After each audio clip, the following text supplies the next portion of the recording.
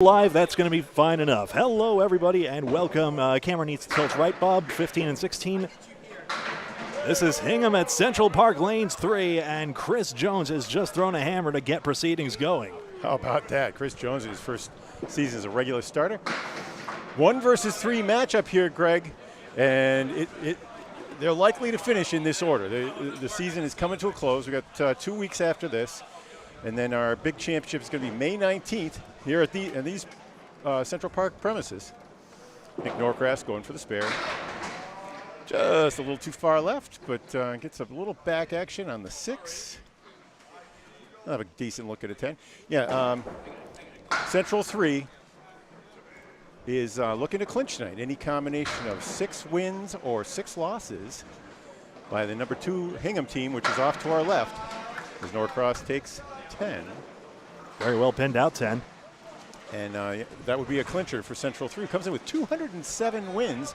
That's a pretty big, they're 207 and 49. That's better than 750 on the season. Unbelievable record. Jones drives it through for a 2-1 split.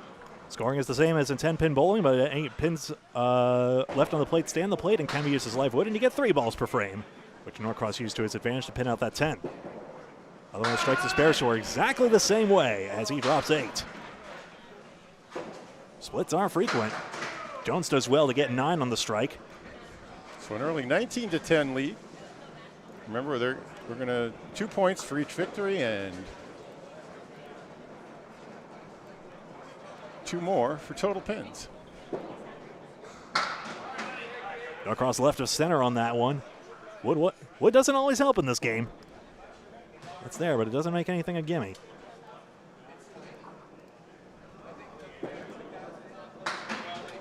It's a 9 versus a 10.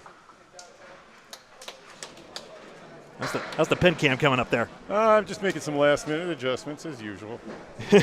28 through 2, and it brings the 2 team captains, as luck would have it, John Zappi and Josh Daly.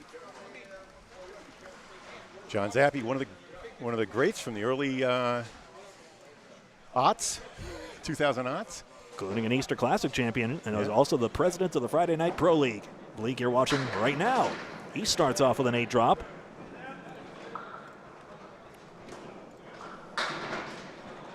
Many might consider Hingham versus Central 3 to be present Hall of Famers versus very likely future Hall of Famers. Why not? Yeah. Zappi on the 6-10, missed it to the right. Tiny toothpicks at the other end didn't work out.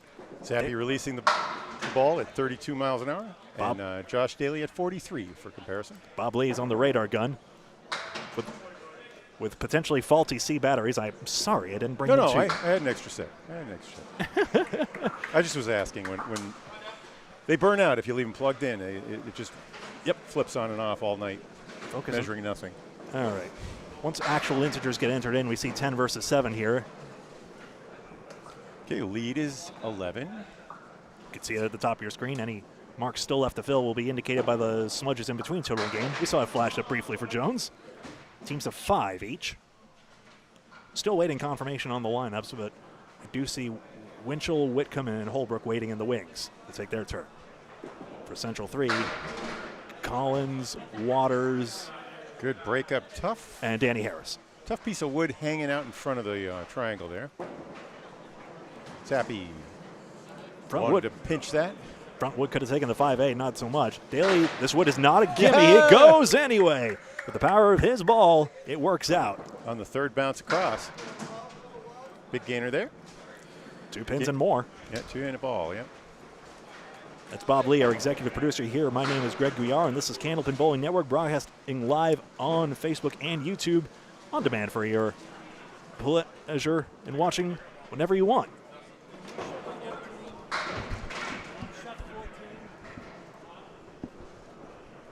I'm going to wait until this ball because I'm worried about hitting the wrong switch.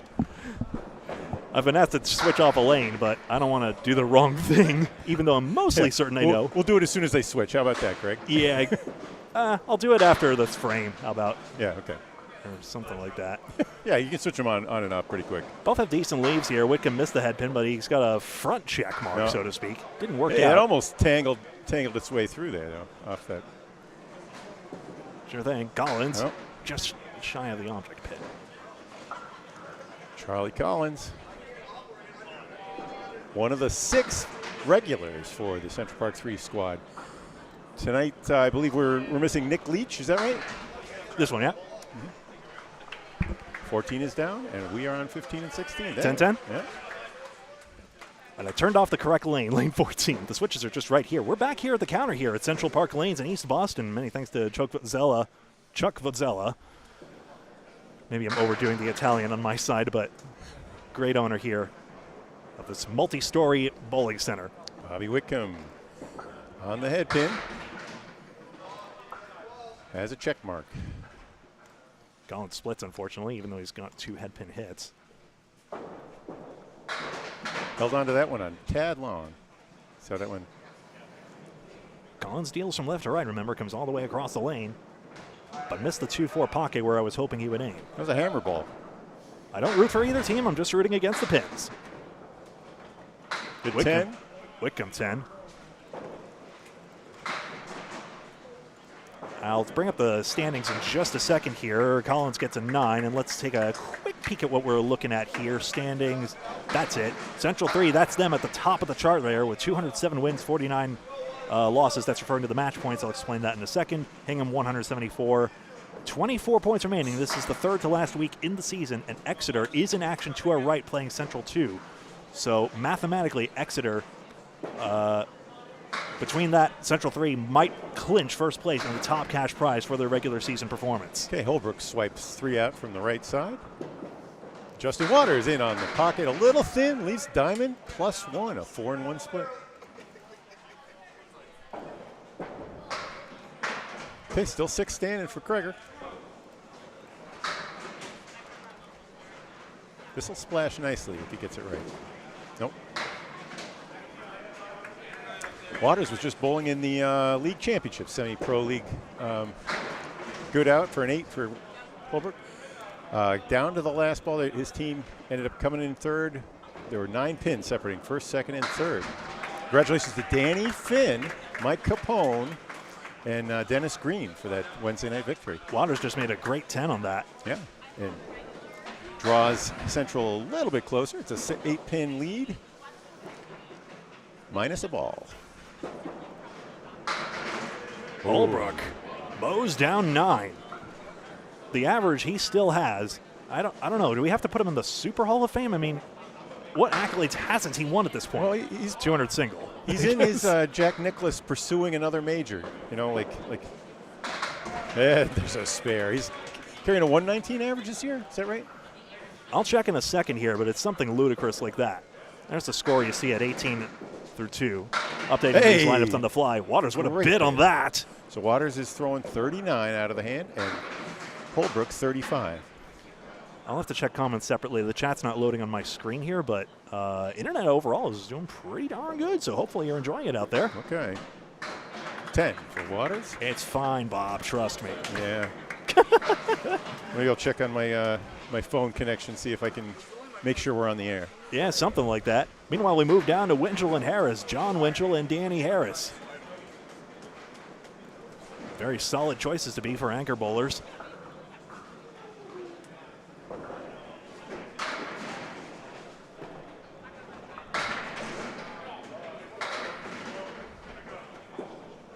And Winchell drops 9, leaves just a 10-pin. Harris just 4 out on the left side. 1 versus 3 here tonight, if you just joined us. 3rd place, Hingham. Over the left of the 10-pin, Winchell misses an opportunity. Spares are the primary driver of scores in this game, but pins can lose a match if one isn't careful.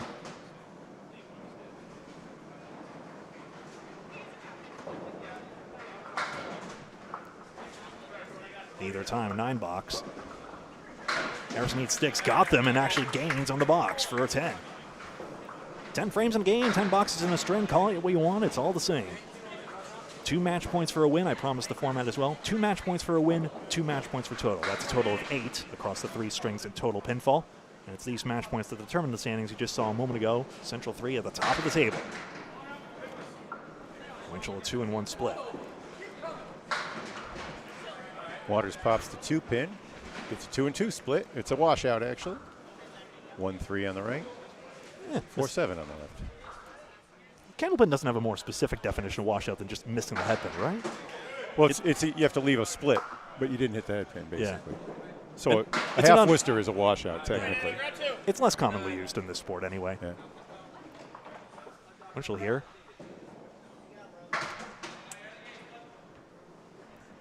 $9 for Winchell. And an $8 for Harris. First score check here. People still trying to flip the switches here. Oops. Did anything break? Nope. Good. Ooh. There you see the scores after 2 frames right now. 8 pins in the early going for Hingham and Mark each side. So pinning is pretty even so far. So that extra strike on Hingham's side is creating the difference right now. Each side with 1 spare to fill. Balls have to be exchanged manually because the ball returns don't fit everything.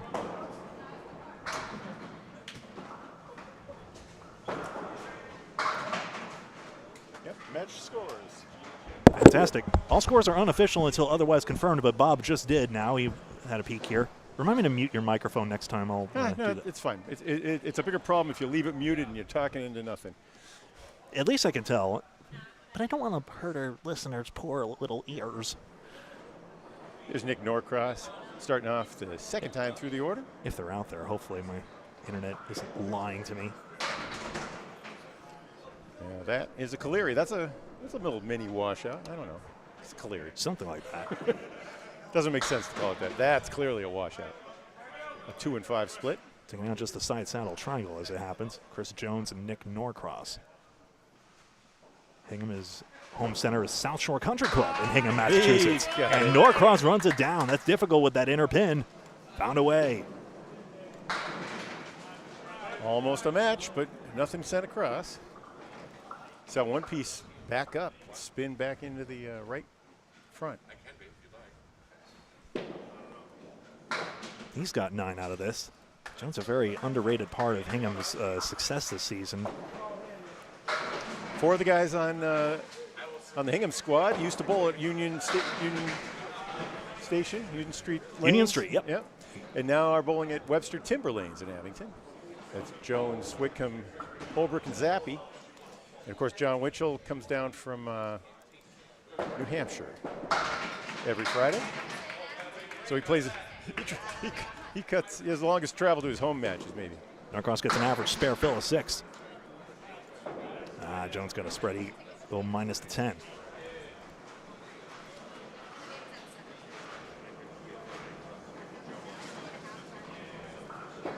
Nope, that one got out there.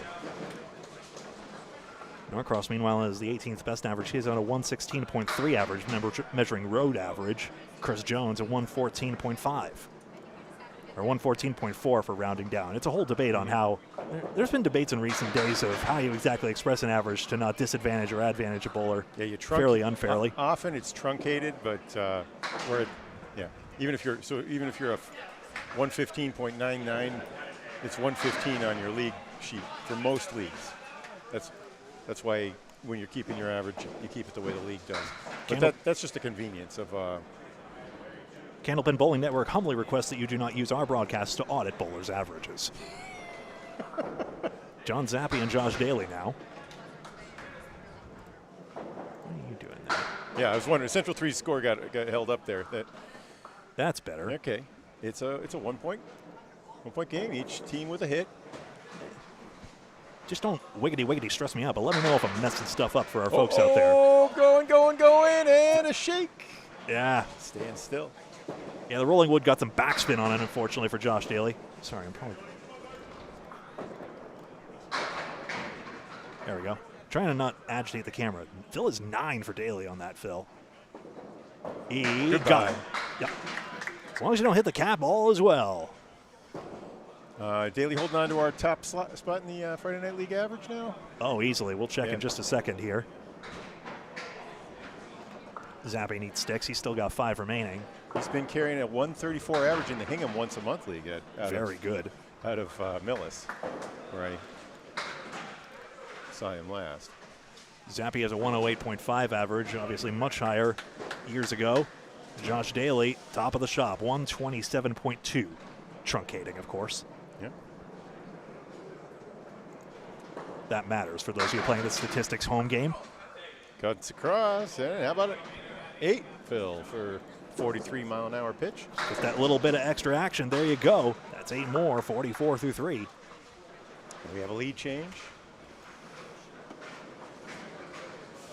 Easily. Hingham does have an extra mark, so this still could be single digits, but Daly could run down this 2-pinner, and he's got 3 straight spares.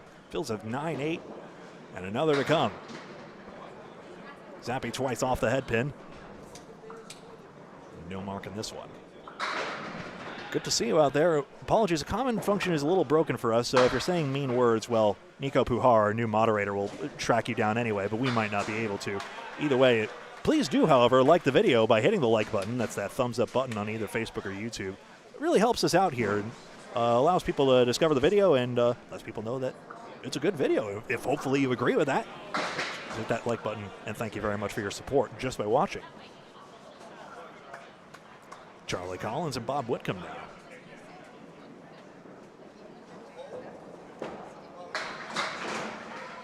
Collins is going to miss the head pin, but take it anyway. Weird things happen when that happens, but so I think the split would is gettable, Bob. That is a split without a head pin. Micah Imperato and I were talking about that just yesterday. Yep. Red ring only. I like that. Micah Imperato on the Candlepin Skins program, among his other broadcasts he has here on Candlepin Bowling Network, uses a yellow square to indicate head pin hits and a red ring to indicate splits, or both when applicable.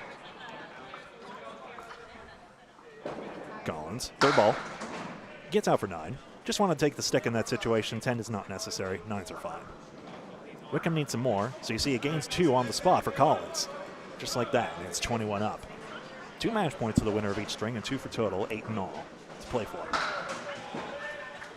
Low scoring game so far. Only Josh Daly, the only one with multiple marks. Right. Indeed, 3 spares. 4 marks to 2 for Central 3. Collins again digs in. He's got another split. The 2-pin is trivial. The 10 most certainly isn't. Any ideas on that wood? It's a pretty flat-looking piece. You can see it on the pin cam up here. Maybe it's slightly front left to back right, but I suppose right tip. This is going to be a doozy, but Collins has the action working that direction anyway. Nice. And he gets it. There you go. Use the sidewall also, but beautiful pitch. That old chestnut, his ball takes it, but it most certainly did. Wickham can't make the Starlight 5, which I better call it in reference to the old bowling center here in East Boston. Do I get the lemon or the grape? It's your choice, man. Yeah, I'll take the lemon, thanks. Thanks for the 10 for Wickham. We have 2 great beverages here, but in order to have your name mentioned on the air, please get in touch with Bob Lee. We await your inquiry. Craig Holbrook and Justin Waters now. Holbrook on spare. Yeah, I put 100 milligrams of LSD in there, if you don't mind. I would say raise your microphone, but I'm not sure. Yeah. Oh, we're so. Justin Waters now on the outside of the 3-pin. Sweeps 5 across. Okay. Takes out 7. Holbrook plowed out the left rail on the spread eagle. That was dangerously close. That's a good trip. Nice ball, nice hit. Shakes and won't fall. The 8-pin stands.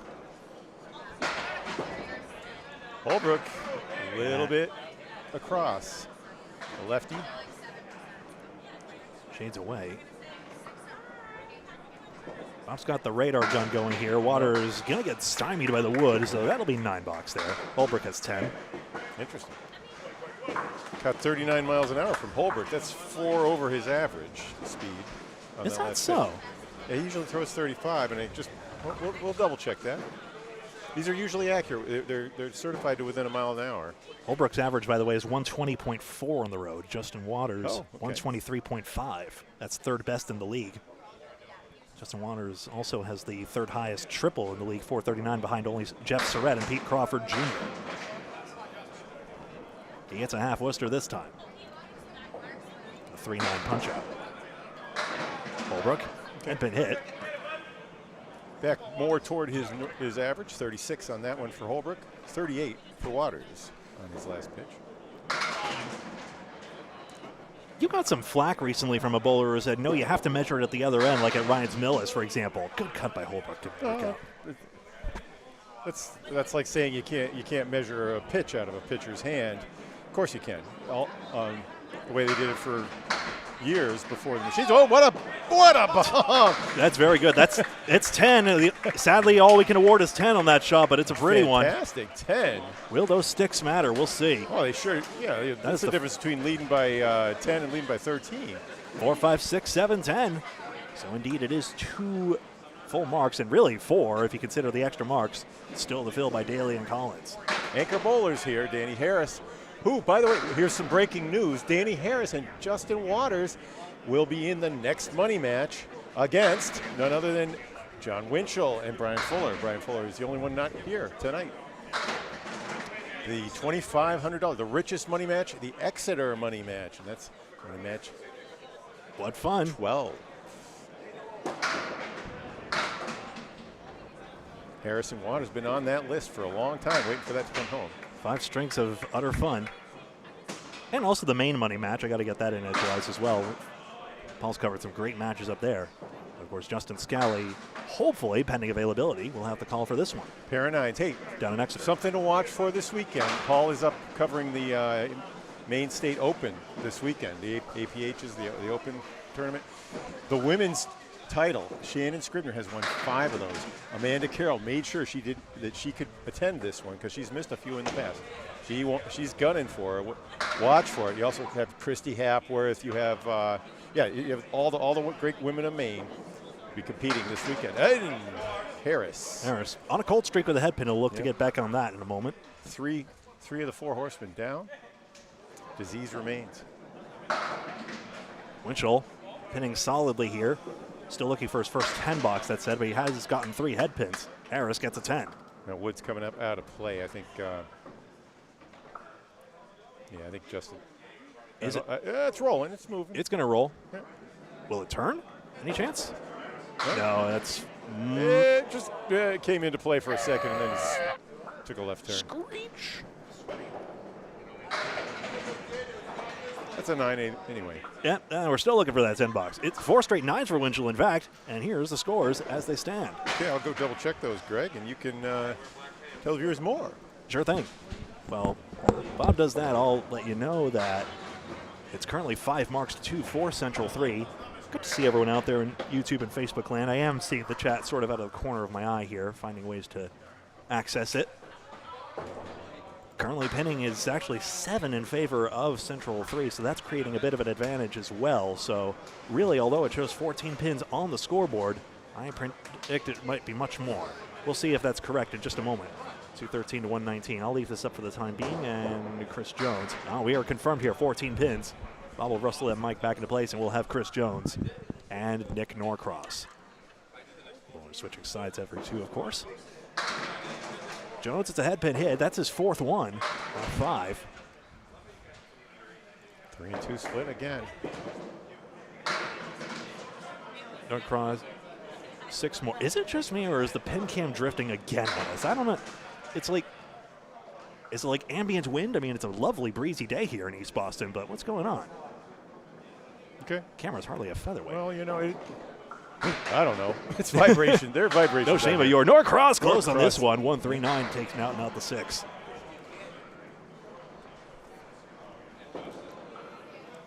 There's some bowlers' averages I have to read out, but I've got most of these.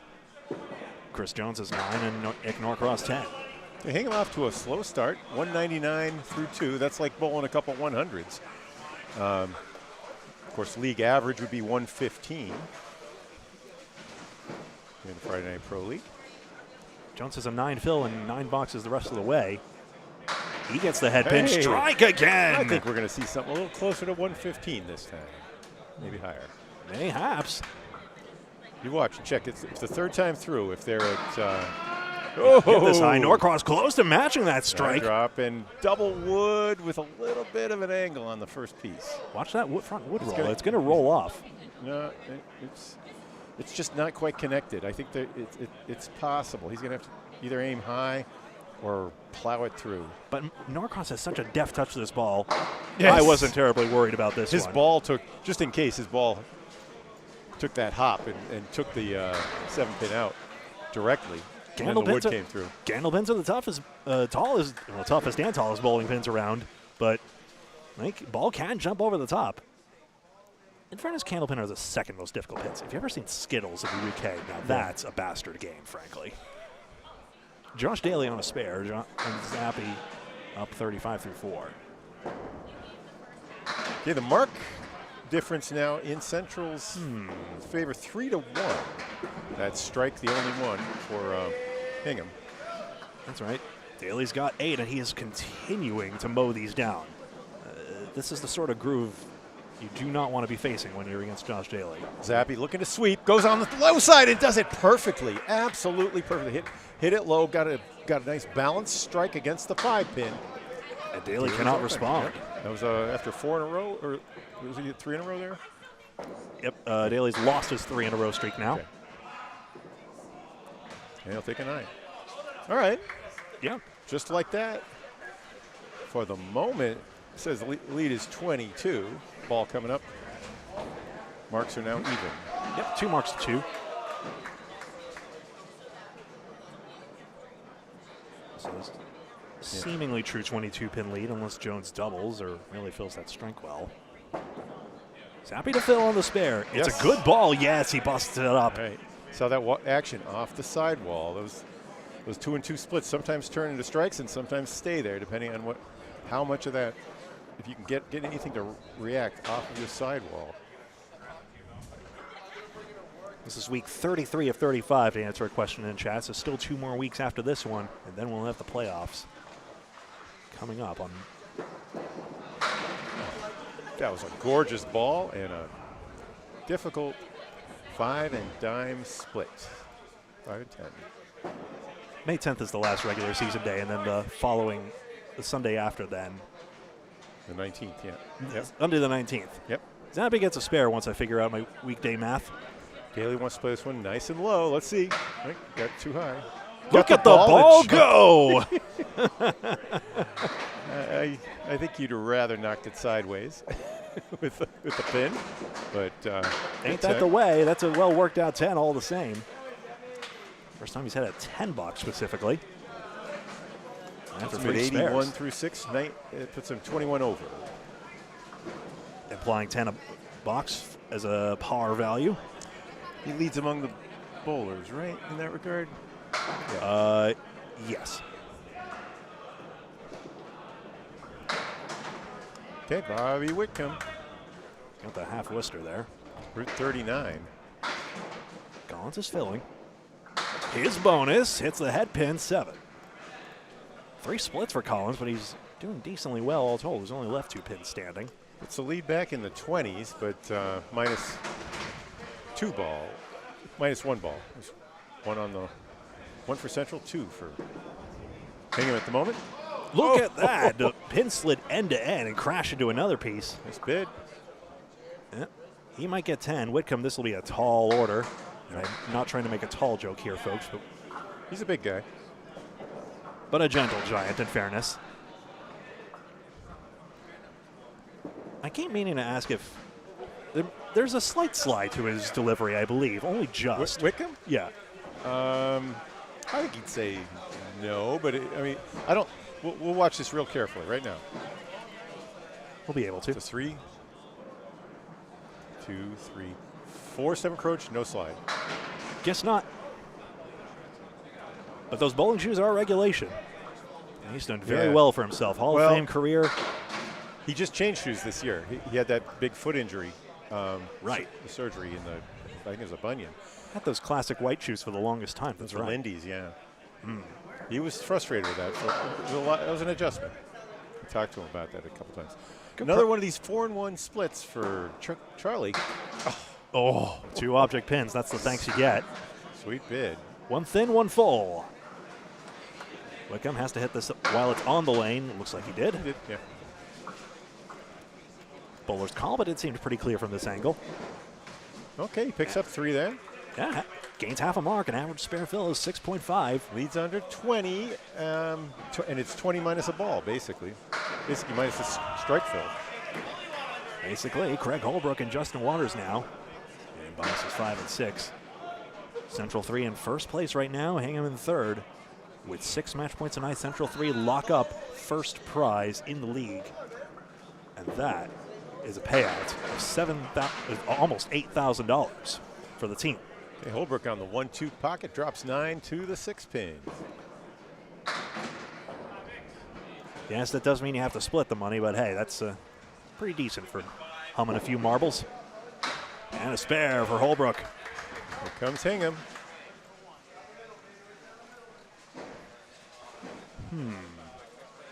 Waters can't hit everything. How do you get that 7, I suppose? He's going to try to get, I think, snack that tip. He got it. That's 5 and right side. That was yeah, right where he wanted. I guess there's no action on the left, though. Yeah. Wow. If only that left piece of wood was a little more forward, he might have had more of a play on that. As it is. Yeah, there's no way to reach both pieces of wood. He had to get something to ricochet back there. 10 box is pretty good all told. It's interesting. You see, only 1 pin left standing, by the way, some for of these Waters. great bowlers like Justin Waters, you can tell exactly what they're aiming for and whether they hit it. Sometimes, that was almost impossible to read, I guess. And sometimes bowlers will just let you know immediately, just like, oh man, I missed that shot. Bob Lee comes to mind quickly. Holbrook strike! There. Holbrook's had 5 straight head pins, and there you go. He fired up. He's not kidding either.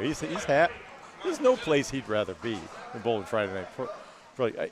His wife went into labor one Friday night, and it turned out it was a false labor. He still made it to the Friday night match after he came back from the hospital.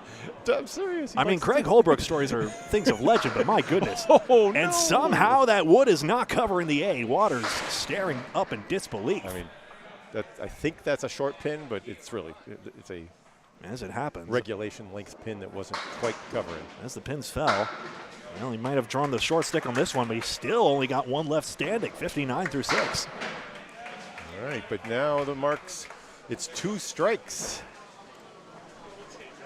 to cover 19 pins, I believe. Or 9 pins now.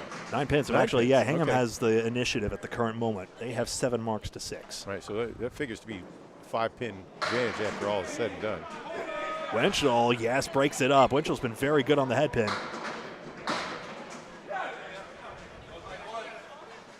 Danny's got 5 down in the early going. Winchell, part of the duo that is the current money match doubles. Exeter money match. Money match juggernauts. Yeah, they won 5 in a row earlier last year. Yeah, rode the rail. That's a spare. Harris got the head pin. It's still going. It's going to take 1 more. Yeah. Nothing touched the 9 pin. All right, I can put my head down and smudge that for Winchell. That's a little mousetrap-like action. And a 9 box.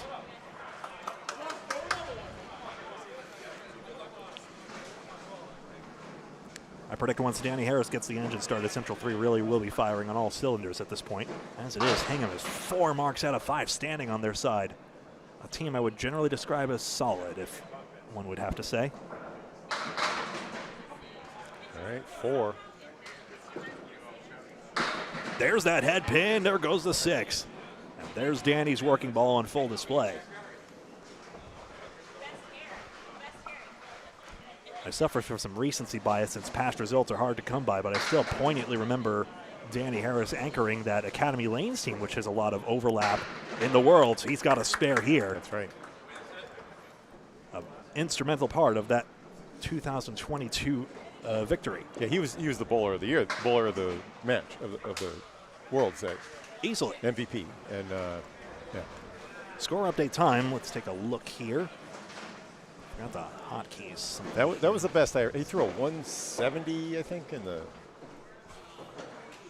semis. Danny did. Just incredible performance. Yeah, it was simply ludicrous. Sean Baker was doing his best anchoring on the other side. Anyway, stats here is currently 8 marks to 7 for Hingham. You see the extra mark on their side, so it's evening up a little bit. Like I said, Danny did wake up there, and now they've got right back in this match. That's right, and the score is, like I said, That was about a 122 side for, or it was a 117 side plus 3 balls. So it's going to end up being like a 130. You know, so the bowler that had 2 100s, if that bowler's name was Hingham, he threw a couple 100s and he just threw a 130. Pretty nice. 6 marks in that last visit, phrased another way, which pretty much lines up with what you're saying, Bob. Yep. Norcross, spare fill. It's 4. I think it gives some personality to it. You know, there's 5 different guys throwing 2 boxes. That's like one guy throwing a string, right? Pretty much. People are really familiar with 1-string scores. They're not so familiar with, like, how good is it to be at 300 after three times through the order? Well, how often would you be above 300 after 3 times through? And once you wrap your head around these numbers, we'll have more to throw at you. Welcome to Candlepin Bowling Network. Setback shot. That's not going to work out with the wood, and unfortunately, Jones leaves pins standing on that strike fill. A lot of different rules from in different tournaments. One rule that comes into play soon here is, you know, Central 3 has 6 guys on the roster that are active. We're not seeing Nick Leach tonight. They've been going through the order. Whoever is last in any given week takes the week off. Or if someone's going to Las Vegas, like, you know, Justin Waters had a trip to Las Vegas with a bunch of his buddies. Bold 10 pin. Bold 10 pin through a 200, of course. Yeah. No actual disrespect. Spread eagle for Norcross. Not for me, anyway. Central 3 is holding on despite the, you know, they weathered a couple of these extra balls so far, and they got holding on to a 3-pin lead. Jones is either getting strikes or splits as it happens, literally. 7 head pins, and that's what he's gotten. Norcross had no fortune either. He's got 2 out on the second ball, 6 down, 4 to go.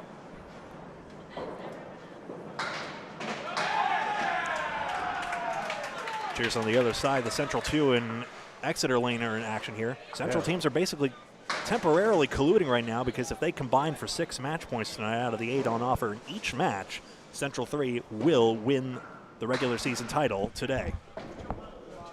If not, they have 2 weeks to get it anyway, but they would love to celebrate tonight.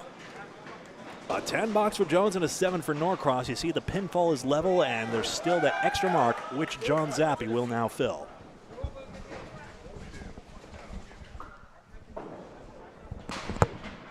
Bob Lee still being our intrepid reporter here. I'll take over. Josh Daly, 81 through 6. He had that mark of chain of 3 before missing that 1 spare.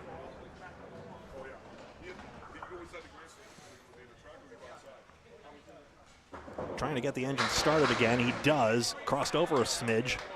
And he's got triangle 2 and the 10 pin. At least there's wood bridging the 10 pin. Zappi doesn't make it to the head pin, but he's got a decent chance at this one. Wood is going to drift away, so the connection between the 1-8 is spurious, but he has filled 7, and that is now the Hingham lead. Daly can't make the cut across.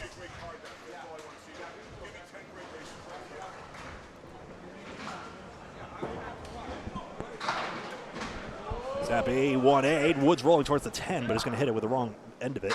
Daly gets a 10 box and a beauty on that out. Well, you can see the scores swung Hingham's way here.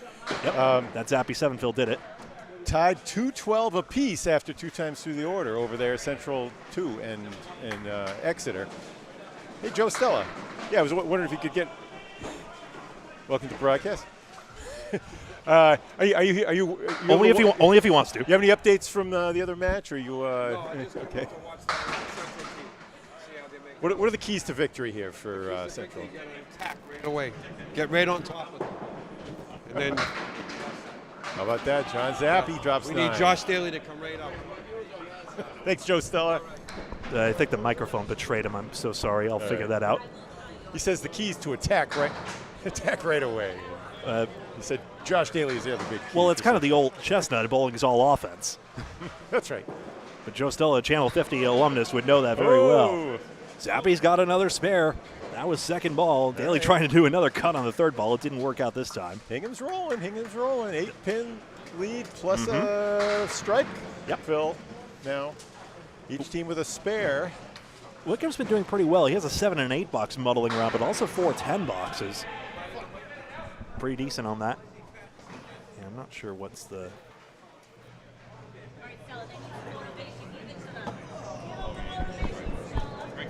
how it works. Of course it does. I'll turn it back for another time. Charlie Collins. Triangle 2. Special for you, Duncan McDougal.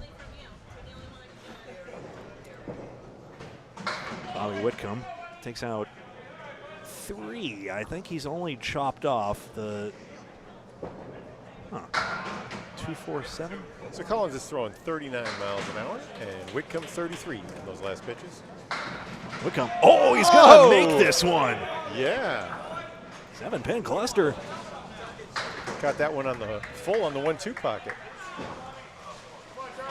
Collins gets it next time around. That's for a 10 box. That's correct as you see it now, or so help me. Hingham now with 8 pins and 2 extra marks on their side. So coronation delayed, perhaps? Yeah. Central 3. No one wants to be that team that lets the other team celebrate, especially if you're at home. You know, you don't want them celebrating on your home turf. But we're not in Hingham tonight. We are at Central. Yeah. Well, it's okay if you're the team that gives it up. I mean, Joe Bassick didn't give up 756 home runs to Barry Bonds, put one way. 6 for Whitcomb on Tom the field. House, of course, gave up Hank Aaron's 714th to pass Babe Ruth. Right? I gotta watch more old Stump the Schwab. Rest in peace, Howie. Coming in, left of the head pin. 6 on the fill for Whitcomb. Leads up to 14 pins. Apologies, I missed whether Collins got the head pin on that one. He's gonna almost get 10 on this one. He's gonna get 9 as a result. I think Collins did. I'll give him credit for that. It was missing. Whitcomb never did, but he's got the same 9 all the same. There we go, 14 pins. At number 4 bowlers now, Justin Waters and Craig Holbrook. Holbrook really started this rally. You see when he pounded that strike back in, I think that was the 4th or 5th, 5th or 6th. I think he was in the 5th. And he gave high fives to everybody, and they've been rolling ever since. Good to see all our regulars in chat there. I'm taking a peek at YouTube. Good to see you all. 6 for Waters, and again, he's got a split here. He shook his head. He walked down, take a break. Couldn't believe what he was getting. Yeah. Okay. What? That was an ocean ball. Now Waters has missed 3 head pins, but he is pinning very well, so he has given himself a bit of a chance here. He has no chance against the sleeve, even though he's put a very good second ball on it. I mean, it's pretty to see those 3 pins go on the outside. Holbrook collects sticks on the strike 8.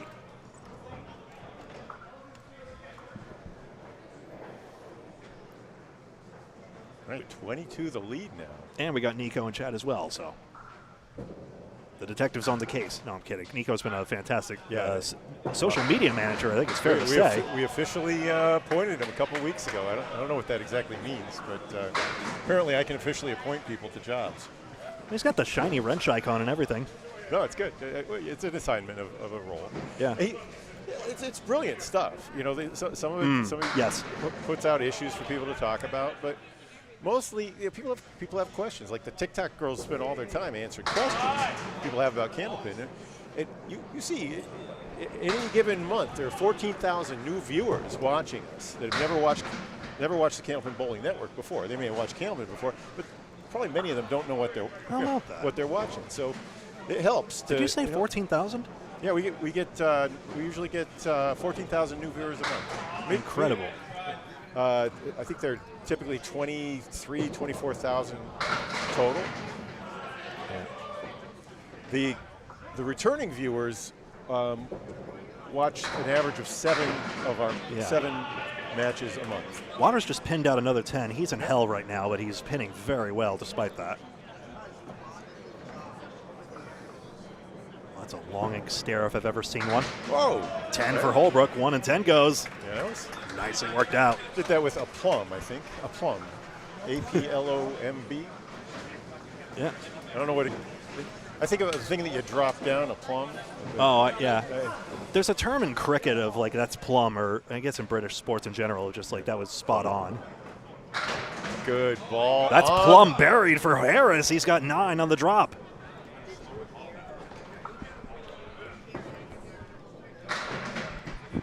Tell AJ I said hi. I'm kind of busy at the moment. Harris, all right, 9 and another. Now Danny Harris is firing. could this be what turns the tides for Central? He's got a guide rail as well. Easy as you like. 19 and another. Right. We're not done yet. We're not done yet. Winchell got his head pin. This is the 4th time through the order. Pinning is now evening up as well. Actually, it's 2 in favor of Central 3 at the current moment. So, power of, for example, Justin Waters' good pinning is coming to the forefront. Winchell does pin out 10 here. Lead is 13. Each team with a hit. A spare Hingham's number 2 bowler. That would be John Zappi, and this one here for Central 3. Why, that would be Danny Harris. He's got a 4 got fill. 4 this time, yep. All right, so lead is 9. That's a question in chat I'll get to in just a moment. 9 plus a ball, I should say. Winchell's got a chance here. I think that wood's looking pretty good. That's a, let's call this a triple chance. Harris against Chester Cove's favor, doesn't get it. Chances if it was the 7-pin standing still. This goes, I believe, yes. Yep. He would have missed left if there hadn't been a piece of wood. The wood gave him cover on both the left and right. And an instant 3-pin gain, and that's a, do you mind having a score check for us? Yeah, sure. Thank you very much. We'll go to the top of the order here and take a look at the scores. I show it as a dozen pins, 11 marks to 8. Nearly going. So Hingham up by 12 pins and 2 marks. So bowlers have their own set of balls, either 2 pound 6 or 2 pound 7 ounces. Each a set of 4 to answer your question, Brian. A new set of balls will probably retail for about $200. And in terms of wiping the ball down between, oh, excellent. Scores confirmed? There was a question in chat about like why bowlers would wipe down balls between approaches. I'll let you take this one, Bob. But basically, sometimes there's debris from the there's a lot of material in the back. Usually, even if you're not juicing the lanes, there are oils back there. There's machinery apparatus. There's dust, frankly, like there would be in any. You know, even if they've cleaned it out, just it's going through a mechanism that is, frankly, usually filthy. And it comes back, and you know, a lot of nooks and crannies, to be fair. Union Street was infamous for that, but I hope they didn't get shamed into closing. Yeah, you know, but like shame, like Pigpen. No. Well, yeah, sometimes we're trying to every time it rained, you know, water would come down on lane 12. I mean, it'll get to that point when it becomes, say, Charlie Collins' turn to bowl, but I'm trying not to tear anyone down in this community. You know what I'm saying? $9 each. All right, the lead is still 12. Jones is getting torn a new one by the pins. He's actually got probably worse luck than Waters, quite frankly. He's got 9 head pin hits, but only 2 of them in strikes, and the rest are splits. That trend is still continuing. I remember Dave Barber in a previous match went to like a chain of 14 straight. This time he's actually missed this head pin. And 4-2. Jones 36 miles an hour on his pitch. Norcross also throwing 36 miles an hour. A good speed to aim for if you're a pro. If you can get your balls up to 35, 36, you're not giving up as much as 3 out for Jones. As those of us who throw 30.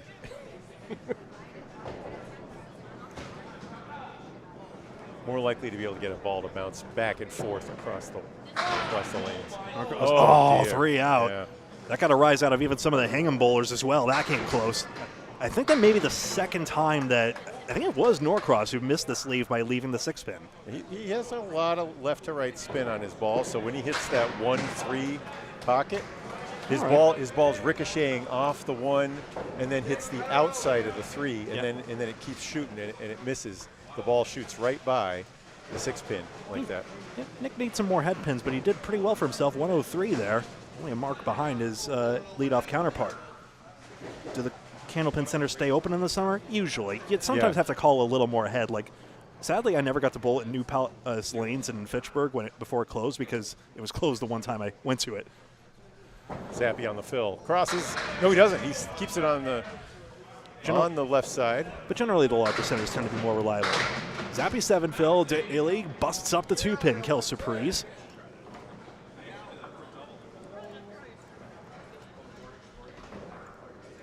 A lot of lefties here.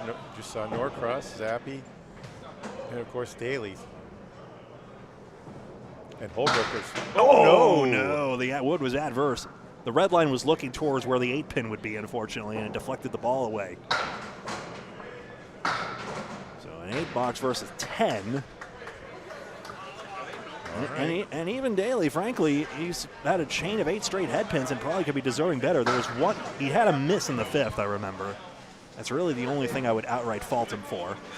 So a 17-pin lead plus a ball for Hingham. Zappy's been pretty solid throughout. He's going to get this head pin as well. Almost got a repeat on the 5-7-10, but the 10 fell late. 5-7, oh, stay up for you. Okay, that one is beautifully situated for Daly. Yeah, that 4-pin is worth more alive than dead. Now we see how that cluster's nice and intact for him. I think if he, this is a proper pinch shot. Any shot that pinches that 5-pin, left or right, will go. Yep. Pinch it is. Zappy spares. Goodbye. And Daly spares as well. So both of these second bowlers have 4 marks as it happens. Good for Zappy. He's hanging on against the premier bowler in the Friday Night Pro League. I think Josh Daly coming in with a 127. You betcha. And what's Zappy? But yeah, captain's leading by example for certain. Yep. Zappy. He's throwing well. He's got his head pin again, and the fill is 7 or 8. It's going to be 7. Daly saying, check that. It's 9. Just the So earthquake just those back there. little extra pins for Daly, just those little extra advantages he manages to gain, and he ends up getting 7, even though it's pretty comparable bowling between the two of them, I would say. I think Daly was just that little bit more solid on the head pin as well. So 128, 121 for Daly in that matchup. A 15-pin lead, though, for Hingham. Wickham and Collins. Winchell in the anchor spot is the only one with a mark standing, so Hingham with significant advantage. Okay. Collins can be an explosive bowler when it comes down to it, and he has been very consistent on the Turns head into pin. double wood, so, okay. Interesting. Interesting. Collins that has a naked 6-pin. With this double wood, I think he has to be on the right side of that ribbon. He's on the ribbon, and it goes. Perfect shot. Good read, Bob. Bob. I didn't mean that, honestly. Collins spares as well. It rolled well, and it was a good read by Bob. He came at it. His ball was moving in the right direction too. It just plowed straight across like a bulldozer. Good pair of spares there. So no blood. Let's see who can make the most of the fill right here. Wickham. Too full. Yeah, overthrew it just a little smidge. Tough to dial into that pocket. Nobody could do it all the time.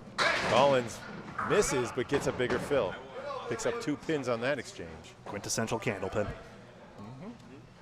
There's no justice. One throw. Yeah. Justice comes. Head pin can either be your best hundreds leaves or of your throws. worst ones. Yeah. Collins' play on this Oh, one. no. Yikes. Ceiling ball came That was down almost and took the that was almost a 7. Lanes and Games-esque pin from the heavens. 1 into the 7. Lanes and Games had old Jane pin setters, they were called, that had actually no overhead mechanism, so the pins could just fly up there and come down about a few good seconds later. That was a 10 for Wickham. There's footage of former Pro Series coverage from an entirely different network and entirely different, well, a few years back time, where you could see that in action. All right, the lead is 14. This is the 4th bowler on the 4th time through out of 5. Really, Waters and Harris need 3 marks, and this is a nightmare for Justin, who, again, I stress, has been very consistent on the head pin. Even when he hasn't, he had that 4, 5, 6, 7, 10 out. To Holbrook's credit, he's had a pretty solid chunk of head pins that have resulted in 3 marks for him. Well, remember, Central was leading by about 20 when, at the midpoint when Holbrook had that strike to turn things around. Has the luck turned, though? Nope. Pretty damn similar. pair of head pins, a pair of big splits. Yikes, and we're going to need the slice here. I trust Holbrook's ball with this a little more by comparison. Where'd that ball go? Is that close to the 10? Oh, they had a... Yeah, it doesn't usually reach. Waters almost got the cut across. Now he might consider playing just for a 9-box here. Holbrook does pin out 10 cleanly. Yep. Can't use the gutter wood to play it. Going for 9. Oh, yeah. That difference is 15. We have 13 boxes to play here in string 1 of 3. Number 1 versus 3. So just three. Yeah. But Central 3 is number 1. Indeed. And Hingham is number 3. We'll explain it later. But that's true of the standings. Waters. He let that one go a little right. Man, but he's got a better lead than he's had before. See, the head pin's overrated. Well, you get about 12%. This is not a makeable spare. This is not a higher than a maybe a 20%. Yeah, it's comparatively better, I suppose. Yeah, he would have had to throw a crossover ball on that, but that's actually pretty bad now because good 10. Although the Winchell has to fill this mark. Sends it, and he did a he's got 9. Keeps beautiful flip, but the 7-pin stood. Keeps Central 3 technically in it. He laughed.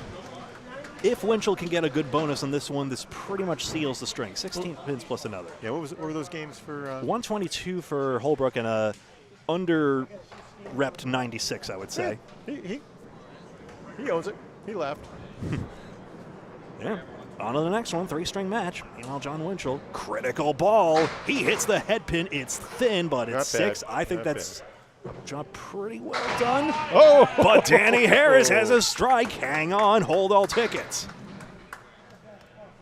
Pins do need to be collected here. Another Winchell spare would almost certainly cinch it, barring a double strike, but he's missed his object.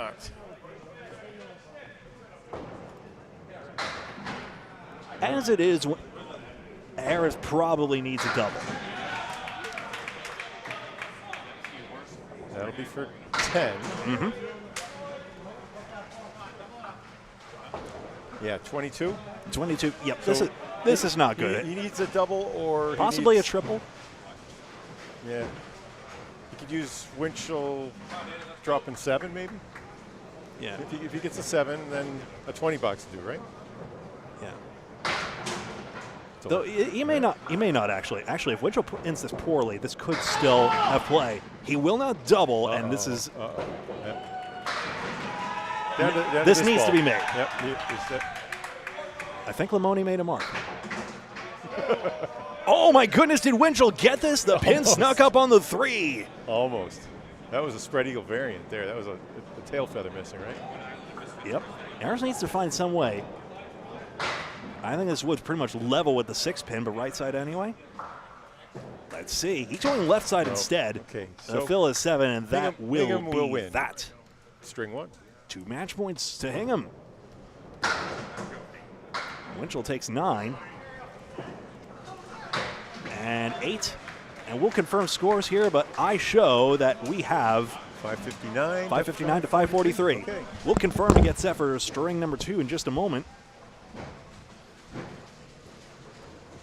There will be practically no break at all. We'll plunge right into the second string. We're just going to take a moment and confirm it. Yeah. Good averages? Yeah, 120 pro average tends to be pretty good here. For reference, Josh Daly is the highest pro league average here at 127, if I recall correctly. Yeah, 127.2. Next closest is Pete Crawford Jr., 124.9, almost 125. He threw a 227, which is lopsidedly the highest single. And then Justin Waters of Central 3 is 123.5. Highest on Hingham is John Winchell at 122.5. I don't have Winchell's score, but you have everyone. Oh, that's confirmed? Okay, good. Lacrosse going to get started here with a 5. I'll take these away and... Excellent, thank you. All right. It's a hay bale for Norcross.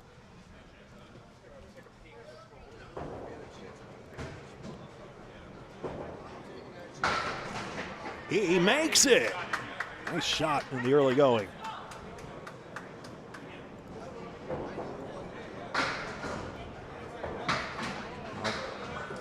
I'll get rid of that in a second, excuse me.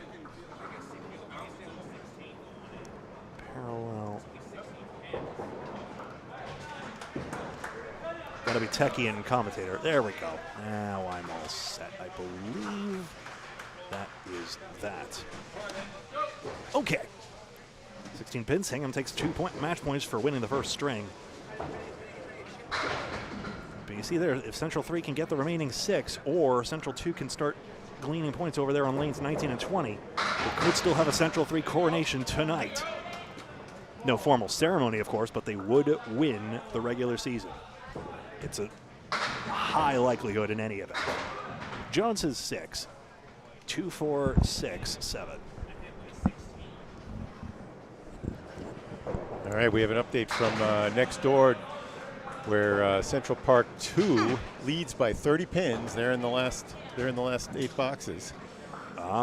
Joey Hutchinson, we saw last week, Subbing again? just threw a strike spare sandwich down the road to pick up a 30-pin lead. They're leading by 30. They're still playing string one. Central 2 likely. Norcross pins out 10 on this one. About $7 to play. Jones is taking a bit at that one. Jones is getting sick of all the splits he's getting.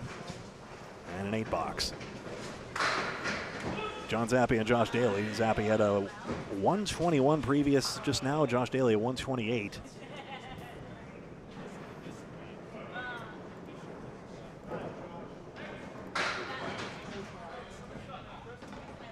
Josh Daly also has 8 400s on the year. Justin Waters has 5, and then on the other side, I believe you'll find that John Winchell is 3, Chris Jones 2. Also, everyone else in Central 3 also has at least 1 400. Daly a little full, leaves the 3-1 split. Fun with statistics. Man, are Right. these bowlers good. Interesting choice here. He's got to decide whether he wants to play the rebound into the triangle or play the triangle and try to splash it across. Let's see. It's available. He splashes and he gets it. Oh, you Except- were hit 10. Come on. Hit it pretty hard and it falls. It went. He doesn't have to look. There's no time limit. No pin sweep coming down, nothing. Zappy's going to have to struggle for this out. That was a beautiful splash on the triangle. Very good. 9 is fine. All right, Central. Paul Grant has that old cliche of if you turn around, it doesn't count.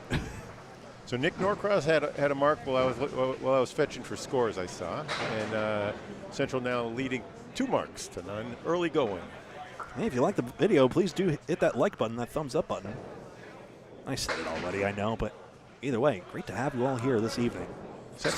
Central 3 in gray is trying to clinch the Friday Night Pro League first place for the regular season. Any combination of 6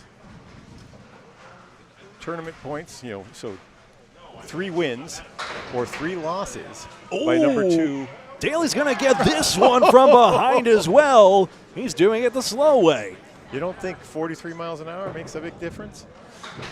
I mean, it ends up slow, but that's enough energy all the same. It was off of 3 walls, two walls before it hit. Wall shots absolutely count in this game. It ain't slop either. That's just raw power. Zappy pins out that 9 pretty well, all told. I think he got 3 object pins. Right, but so what I was saying, any combination of 3 wins by Central 3 or 3 losses by number 2 Exeter, and they will clinch first place. We'll keep an eye on that. We've got Joe Stella and other people, I'm sure, going back and forth on that. And of course, all the top 8 will all appear in the Friday Night Pro League Tournament of Champions, which will be held here on May 19th. 1 will face 8, 2 versus 7, 3 versus 6, and 4 versus 5. And they reseed based on season standings. So if there's an upset. It reseeds round by round. Okay. Yep. But it is single elimination 3 string matches on those playoffs. 2 more regular season matches after this, and then that. And the last regular season match will be a position night. 1 hosts 2, 3 hosts 4, etc. Hollins misses his opportunity there.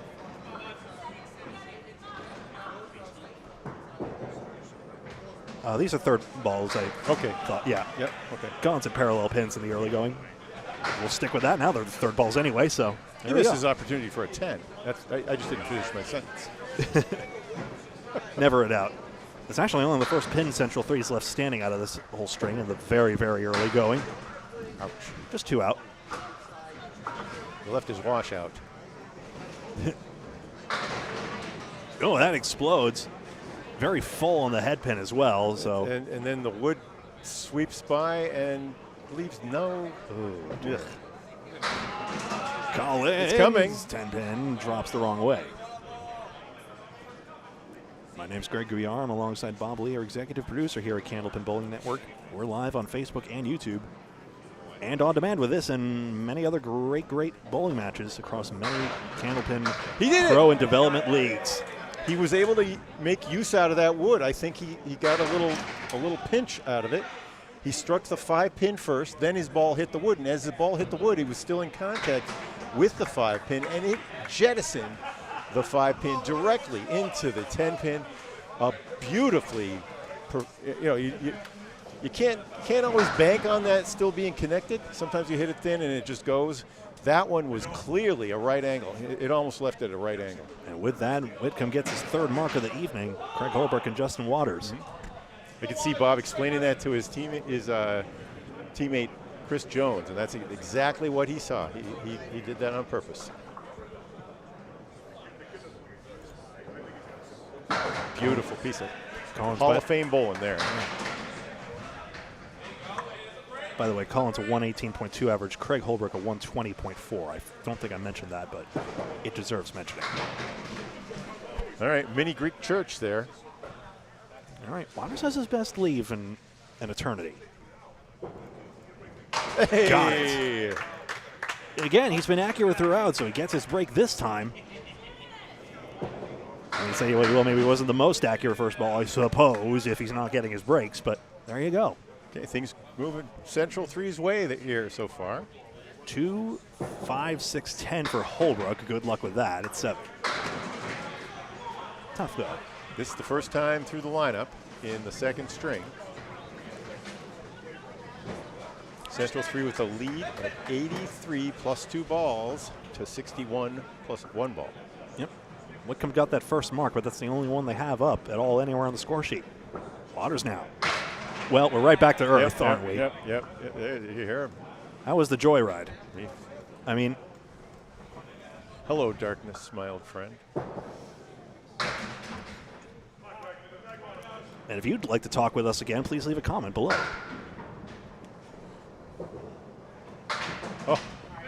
Forgive me if I don't always have time to reply to every single question, but I really appreciate you leaving them.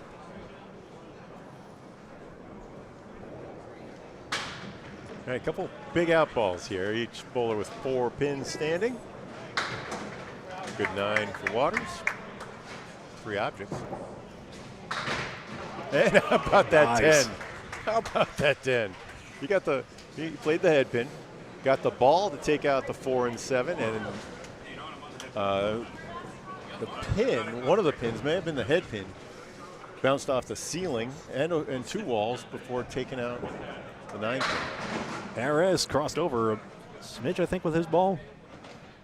Got a good leave, though, 4-8. Mitchell crossed over onto the left side of the 2 pin I there. think Whitcomb had a similar lead to this. Harris spares for his 4th mark. Hingham won game 1 by 16.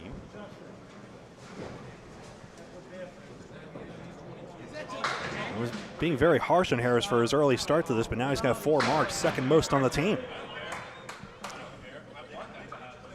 1-5-8 remain. This is you don't see this one too often for a spare. It's really hard to convert on. Throw an eagle ball. Yep. Well, actually don't. Who wants to throw that? Yeah. Got an 8-box here. Central 3 maintaining their big advantage here. I'm going to go check on the score next door. Sounds good. Harris. Pardon the camera getting bumped there. He's got double pins. 8 is the fill. Good count on that. Winchell throws that steady cross-lane ball. I mentioned Joe Stella, John Winchell also, and Danny Harris actually as well. Channel 50 alumni. Danny Harris a spare, in reference to the Stars and Strikes show with Dick Lutzke and Mike Morin. So we have confirmation that Central 2 won String 1, 563 to 553 over number 2 Exeter. So The number's 4 now. Magic number's 4. For Central 3 to clinch first place in the league. It's all a formality, but it'd be exciting if it happens tonight.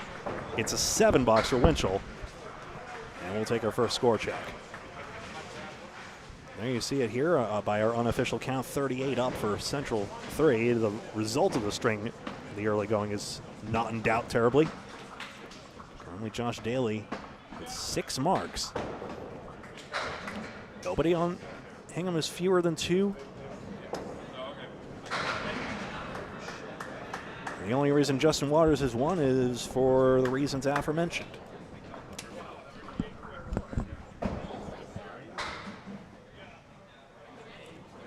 Jones and Norcross. Tough game. It's the game of Northeast, New England and Canada. New England and Eastern Canada more specifically, at least for the time being. Probably not beyond that until we build the pin setters, because the company that made these pin setting machines went out of business, so we have no commercial solution. But once someone finds one, we'll be in business, baby, because we got everything else. We got the pins, we've got the lanes. The rest of the equipment and the blueprint for anyone else is out there, but for the pin machines. Norcross takes out 4 on this one. Pin cam might need to adjust because, again, it's doing the drifty thing. Jones picks up the spare, drives the wood straight back. A welcome relief for him, as he's really only missed 2 head pins the entire evening. Norcross shy of the head pin, but grabbing pins on the way. Yeah, this is one of the bouncier houses. Oh, with the camera? Yeah. Just, we're on a big table that a lot of people lean on. But that's the great community feel of, East Boston in general, Central Park Lanes as well. Just these homelier community places. Yeah. Well, every once in a while, a subway goes by, or so. Well, that's a commuter car rail. Crash in the Sumner Tunnel, or a plane explodes. Well, doesn't happen that often. We're sheltered from it anyway. Naughty Island. Yeah. Come on, bowling's an escape. Jones has 6. He can't escape his splits, unfortunately. But one of the what was that? I've been speaking with a few of the players. We have confirmed that the magic number is 4. We just wanted to go over all the scenarios. And that pin cuts across for Jones. It probably had little chance anyway, but boy, you gave it a ride. Would have made the 4, 6, 7, 8. Oh, great bid. But yeah, one of the reasons I enjoy visiting all these candlepin centers is just to see these community places, whether they be bowling centers or many other ways you can accomplish that. I feel like we have fewer and fewer of them nowadays. That's my dogmatic political opinion. We need more places like that where you can meet people that are relatively local or in a community that you ordinarily wouldn't for any other reason. I have a dream that we're gonna invent a tool that makes it so that you can take a 10-pin pin setter and convert it for duck pin or candle pin. It's not impossible. It's not like sending a rocket to the moon. I'm from Auburn, the land of rocketry. That's right. If they can figure out how to land men on the moon or launch ICBMs, we can figure out how to convert a 10-pin set into so that it can take candle pins or duck pins. It's yes. Really, And duck pin is suffering from that problem as well, the Sherman problem. Oh, the description's wrong. I'll change it later. Spare. Okay. Spares for each. Yeah, Is that on YouTube? The description is it's faulty? Facebook. The description's wrong, but okay. Yeah, I got the title right. It's on Restream. It should be the same on all 3. How can you sign up for the ACST? I would message the Atlantic Candlepin Singles Tour page myself. Or Danny Pinn personally, actually. Danny Finn, that's Finn. If you have a way to reach his personal Facebook profile, I suppose. But, really, the ACST page should be the main way, whether it's actually set up to be. I think it is reasonable. A lot of people read that DM box is the only thing, but it's not terribly personal. Get a Facebook account. You need one for, even if it's just Smith Bowler or something like that. Just make a pseudonym.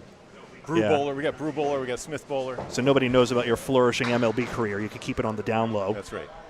Just have us mention it every other time we mention Mark Smith. Hideous looking leave for Zappy after 2. Yeah, that's on the second ball, too. Daly has a blocker. Plays it Thank off you.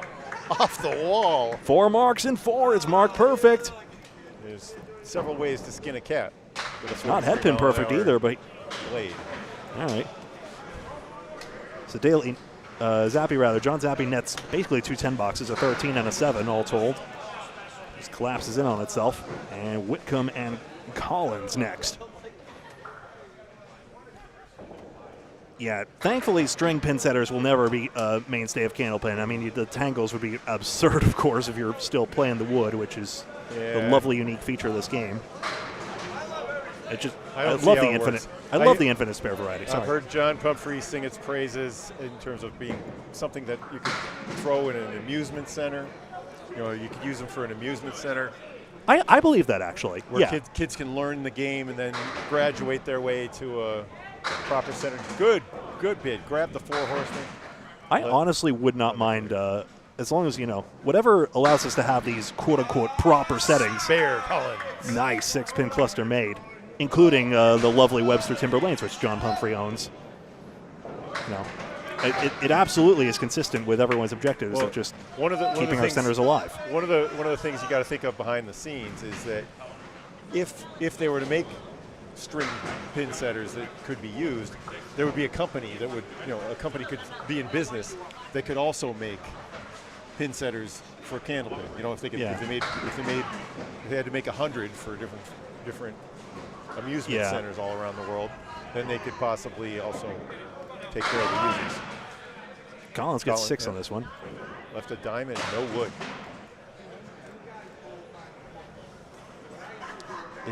Whitcomb's got a chance here on a rebound. He got it, perfectly played. See how he played it up high? Usually you say go for the red pin if you want the rebound, but there the wood was almost for Collins. The sleeper is the toughest one on that. Meanwhile, Collins luckless on the sidewall bounce, and it flies behind. If you have a piece of wood up against a rail like that, so the rail's another name for a 3-pinner, up against the front pin, you can hit right directly opposite where that pin is. So even if it's not at the middle, and you can get like a nice 45-degree to a 90-degree bounce to left. And that's what you saw from Whitcomb. Played it perfectly. Holbrook and Waters.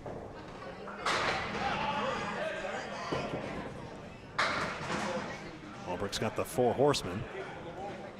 Don't think we've said that. Well, it's happened today. I just haven't mentioned it as much. This is the second time. Waters, this is a crossover hit here, so this is one of those hits where he would want to be more in the pocket, in fairness. Still brutal. He got his head pin. And he does have it available if he can slice that 5-pin thin. He knows how to hit that 3-6 pocket. Not enough love. It was real close. Just a little thin. Not even going to get the 10, though. There is 10 for Holbrook. Gets the head pin 3rd time around. Waters will collect 9. All right, big lead for Central 3 now. Central Park Lanes in East Boston. We're live. 46 pins. This is just still in the early going. This is the second time through the order and a strike. Remember Holbrook, His second one. his squad with a strike in string 1. He's not jumping up and down this time though. He went, gave fist pumps to a couple of the guys. Waters is tailing away here, but he's got the 4 horsemen. One of his better leaves. He made his last good leave.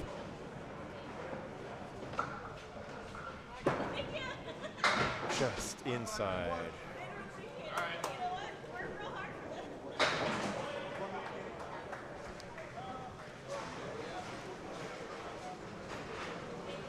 One 7. And there's 8. Yes, apologies for the bad description on certain platforms. I'm not sure if it's Facebook or alone or Facebook and YouTube, but this is the Friday Night Pro League, and you are watching premier action here. Does the title say something about ACS? The title is correct, mercifully. Oh, okay. It's the description that's wrong. Yeah. Okay. Oh, wait, on YouTube. Yeah, I remember it was blank. Yeah. Dang it. Yeah, the description is wrong. Yep. Oh, I know what it is, because You deleted it, but you didn't save the deletion. I saw it. But I did. No fair, no fair. John Winchell splits. Harris on a spare. It's, oh, gee. Yeah, that's a split too, though. Huh. Thin hit, I suppose. The cocked hat plus the 4-pin. Yes. Winchell is trying to get a piece of the 3-pinners. He'll play it more conservatively on the third ball, no doubt.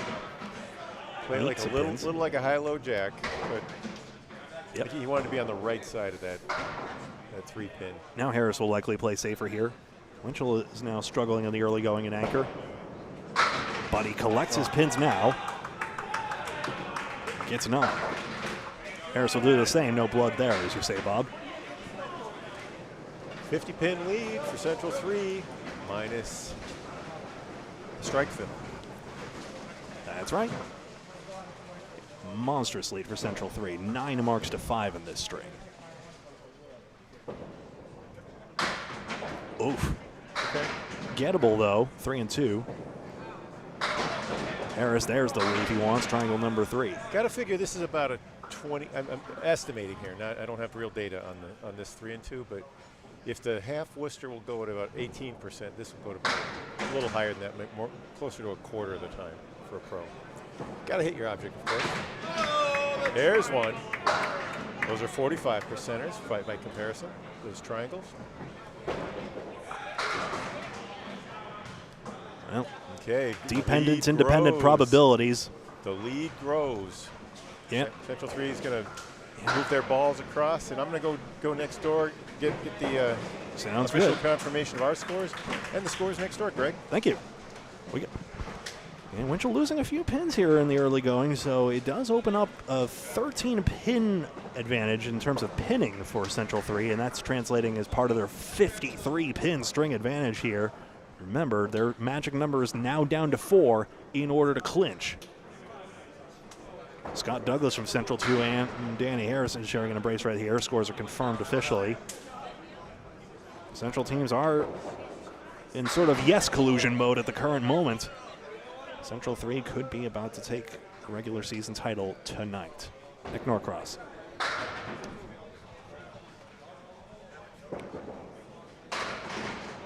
Missed it. Gets an 8 drop. 1-2. Right in the pocket he wants to aim at. That's full for Jones. Some bowlers will make an adjustment either forward, back, left, and right. And Norcross makes a spare.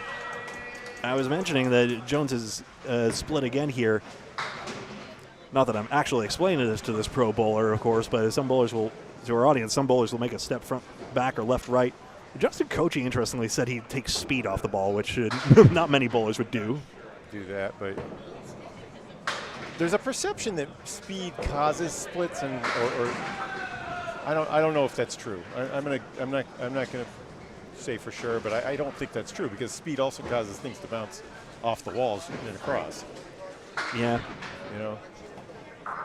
And you know, so you're saying I don't want to wipe out the 3-pin and have it only hit the 3-pin. It tends to do more good than not. 6 for Norcross on that spare. Filling it well. 15 bonus pins already on the string. He's only left 1. Okay, four horsemen versus the Yeah, it's better than he's been getting. The check mark goes a little bit more often. I'm trying to remember, about 3% more often. It's not much. That's sweet. 100% of this time, that's for sure. The wood Norcross helped too. back to back. Yeah. I wouldn't have counted that one in my official stats because that was with wood. Wood might have assisted. That one will not go. The 36%er, 4 horsemen.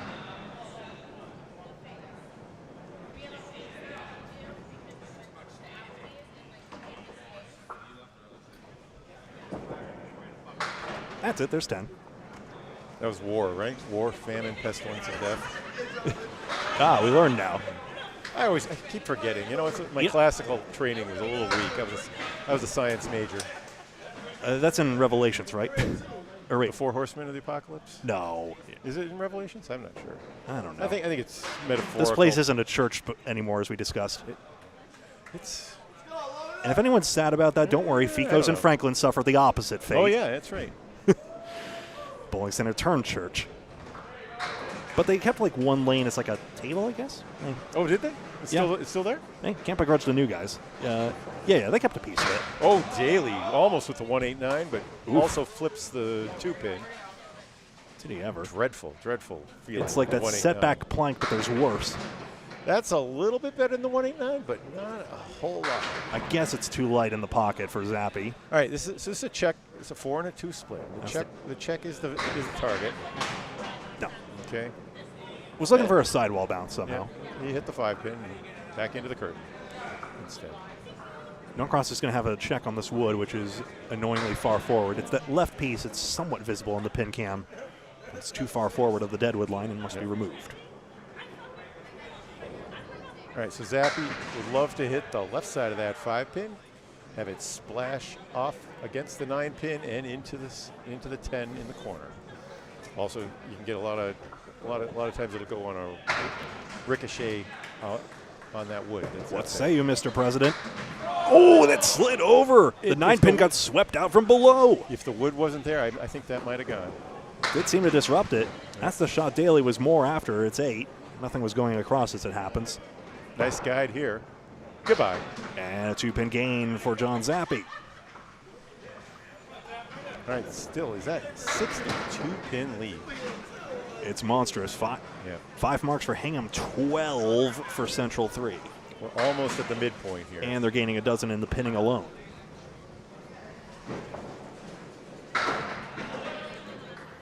Teams have bowled 21 of 50. Crossover ball, but Daly's ball just doesn't care. It just drives through anyway. 2-4. Annoying wood. We'll check on that in a second. Zappy starting to get a little light on his hit, although he's got his head pin. Is that 8-pin going to drop for the same price? Yes, it will. Okay. Daly's really got to drive through. Okay. No sidewall love, no pin, no ball. Forget it. Okay. But what a bid. The pin, I think they're going to decide whether to let him play. Technically, you shouldn't play it. But he's not going to hit it, so. And if he hits it, all right. Don't hit your ball. That's fine. That's 10. I would be so scared about roqueting my ball. That's what they call it in croquet when you get your ball hit, right? I never really understood that. Oh, in croquet. You mean? Well, yeah, but roquet is the verb for it. And yeah, good. I used to. I just croak. In a previous life, I was a daily reporter for the Anne Arundel County zoned editions of Baltimore Sun. I used to cover the Navy St. John's croquet match. You're kidding. Once a year, yes. Those were wild. Please live stream that. I'd love to see it. Oh God, they were so heavily medicated. At least St. John's was. Is it fun? Oh my God! It was a laugh riot. They were reading poetry. The Navy guys were doing push-ups and calisthenics. The fill is 6 for Wickham on the spare. 3-1, got it! Another great split conversion. That's actually 3 splits as the pins wind up. Sorry, I've got this camera bumped again. But we saw the shot itself, fret not. I believe that pin cams are okay. Yeah, that was 8. Sheesh. Gregory. No, I did it again. Hingham taking a little bite out of that lead with this next ball. They have 3 marks to 2. Yep. 2 marks to 2, excuse me. Oh. All right.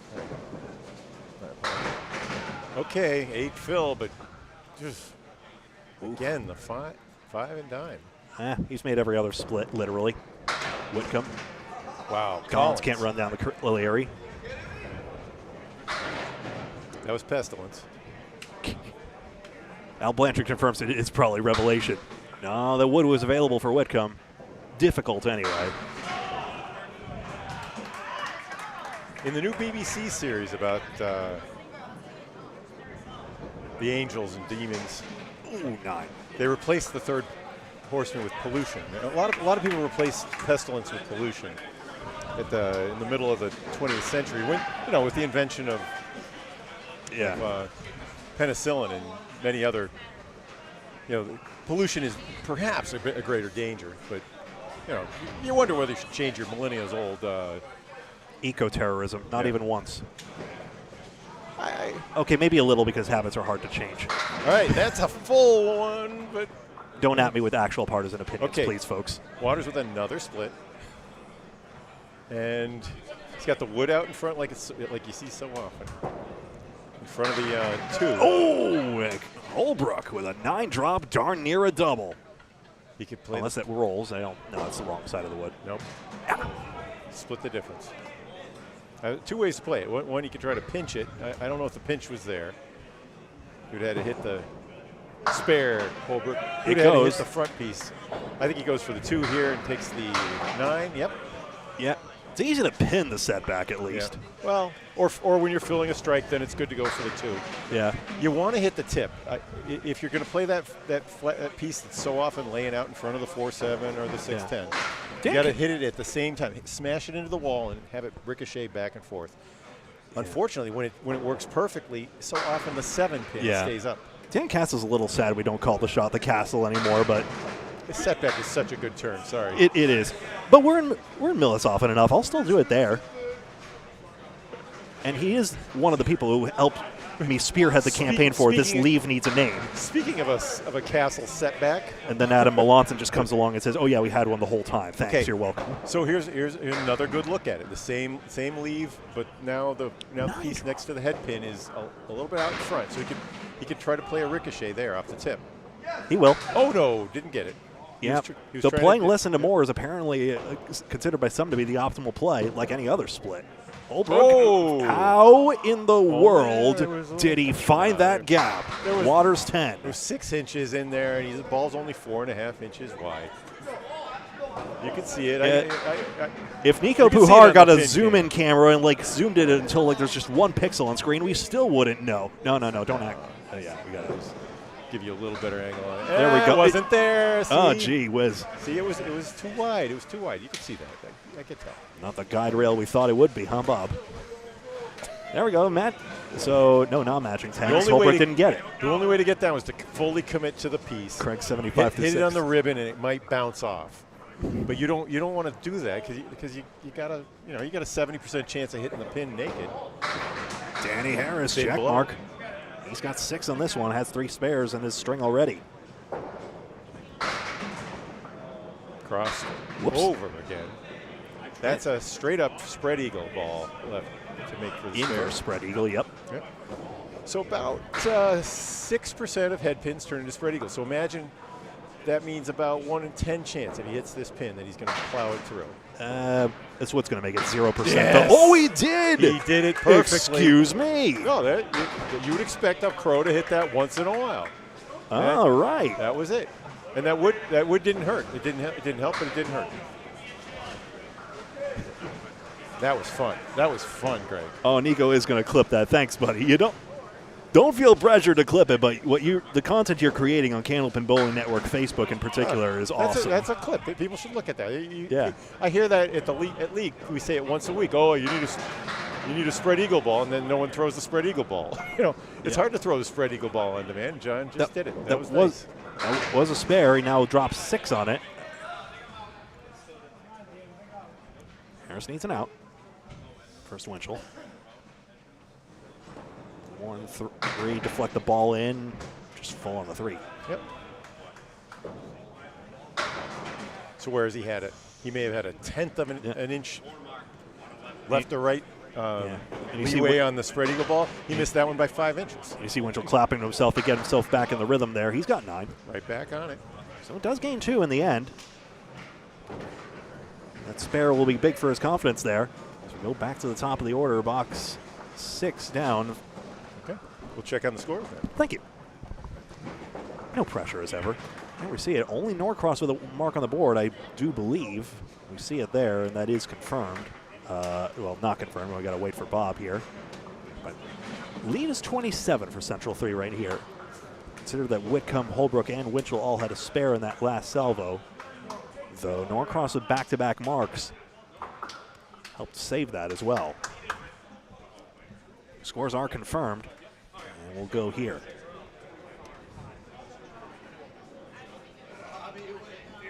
Chris Jones, I stress, is 13 for 16 on the head pin, but hasn't gotten a lot of quality leaves and not a lot to look at. Has been pinning well generally overall. Averaging over 9 in his no-mark frames. Box 7. This one misses. He gets 4. Again, Chester Coast favor, the DC special. Norcross got 7. Got that kick off the wall.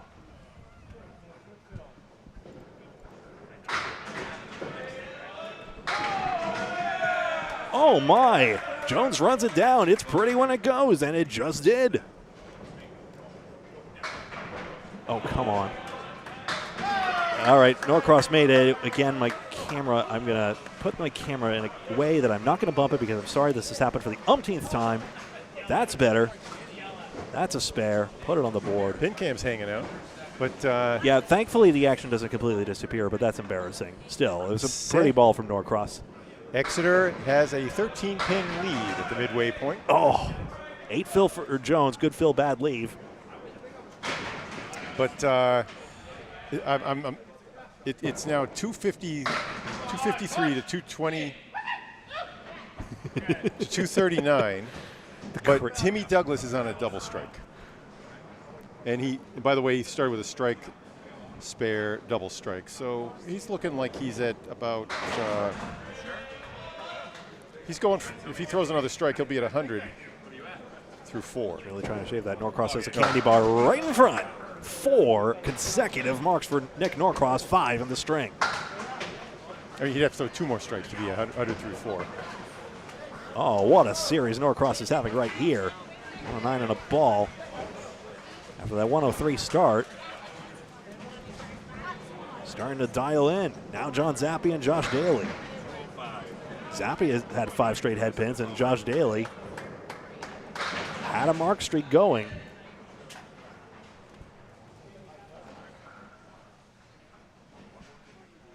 Miko, it's the stupid HDMI card. I like bump it a little bit, and it just complains. It's just like, I don't know how cameras work. Oh no! What is this? A trapezoid. 2, 4, 6, 10 evens up for Daly. A W also, if you prefer to connect the dots. Or spread eagle plus 5 could also be a W. Yes, a big W. Or am I taking an L on this one? Oh, he makes the shot! The 6-10 right to left. Thank you. What a shot by John Zappi. On the right side of the 6-pin, took out the triangle, and the 6-pin deflected back and kicked out the 5. And Daly pauses to enjoy it. Oh, wow. He high-fived him on the bottom of the lanes. Hingham's not done yet, but yeah, you said it, Ben. He got a W on that one. 9 for Daly. That's well pinned out, all told. it's a lowercase W. There, how about that? And then you can say the capital W is with the 2 rails on either side. 3 pinners. Lowercase W. Oh yeah, that's right. You know that's fair, proportionally. Got a weird idea that maybe we should. Well, we'll wait. We'll see if Timmy Douglas throws any more strikes, and then I'll play with my camera. Zappi's got these coming up. post. Timmy's up to bowl right now on lane 20, about 5 lanes over from us. Oof. Working on a double strike. He has 3 strikes and a spare through 4. Daly has the best case 5 and 10 with that wood. Strike Zappi is annoying wood on this outpost. The lefty does not need this help. Or, yeah, it ruined the shot there. You see just everything deflected away. Too bad. What are the odds of that conversion? I don't know. Well, I don't think we have a big enough sample size for that one. Okay. Daly already 22 over. Norcross already 29 over. Nice. There's a spare. 1 and 2 spots. resist the temptation to hit the pin. You got to hit the wood low, and that will roll over nicely. 10 box for Zappi. No more mark on the board, excuse me, 81 through 8. Timmy Douglas threw a spare in the 5th on top of his double strike. That's going to bode pretty well. Yeah, he's Did it seem like a lot of pins, or did he get a lot on the first ball? he had 6 on the first ball, so he had Okay. Phil's a 16 and 10 then. Yep. Got 26 bonus pins. Good going. Bob Whitcomb. Ooh. He just had a light fill on his spare, though. 5, 7, 10. Wood's there, though. 4 horsemen. Is this wood good enough? I think 5, 7 is simpler. How is Whitcomb going to send it across the 10? Oh, that's how. Spin it across. And again, Bob Whitcomb is putting on a shot-making exhibition. Collins, oh, 4 horsemen doesn't run down. Douglas ends up with 100 half and then a 10 in the 6th for a 110 through 6. He's 50 over through 6. Incredible. Yeah. We'll give you more updates on that if he keeps going deep. I wanted to bring something up here as we got Charlie Collins here, who has become the second TikTok streamer to be unjustly banned for temporarily from the platform. And it's not, it's not for anything that I believe any bowler. It wasn't in crude language. So it was for an allegation. If I may, Bob, it was an algorithm. I mean, it's a moderation algorithm problem. As Whitcomb drops 9 here, and some in the community take it the wrong way of like one bowler is attacking another or one streamer is attacking another here. But my belief is firmly that we streamers here are trying to grow the game as much as possible, and the vast majority of the bowling community wants that as well. Well, Paul managed to get himself banned from Facebook for some reason, which was never nonsense as well. Figured out. So here's the thing here. Spare for Whitcomb is 5 marks here. So I truly hope. What a spare for Collins. He had the bundle of 6. So I truly hope that Collins and other streamers, Tony Levesque, the TikTok ladies on Candlepin Bowling, Kate Finn and Carrie Fraser, Aaron Halbedell is a TikTok as well. Just the more the merrier, really. And a lot in the community have come out to say the same thing, because you all out there want bowling content as well. They've been great. For the most part, everybody supports each other and say, hey, watch it on TikTok. 0.7% of our viewers are under 18. TikTok, that's where all the under 18s are watching the game. Honestly, yeah. Yeah, and it's incredible. And I will admit I sometimes get jealous of that as well. But on the other hand, I also really like the quality connections we make here on the YouTube connection as well. But every once in a while you want to use a metaphor about Tiananmen Square, and TikTok won't allow it. Holbrook spare. Holbrook plowed that one through like a tank through Tiananmen Square. We can say that without any. That's executive producer Bob Lee, folks. I'm Greg Gouillart. Without any qualms. I'm sure that neither Facebook nor YouTube is going to ban us for that. That's true. I mean, I just hope, I really hope that TikTok gets a better moderation platform, because it really is, because, social media can be divisive if people misinterpret the signals that are being sent, and it's really nothing more than that. Hey, strike on spare. We're just here to have a good time and mow down some pins, and Craig Holbrook puts a strike on that spare. Wow, that was some Holbrook at his best.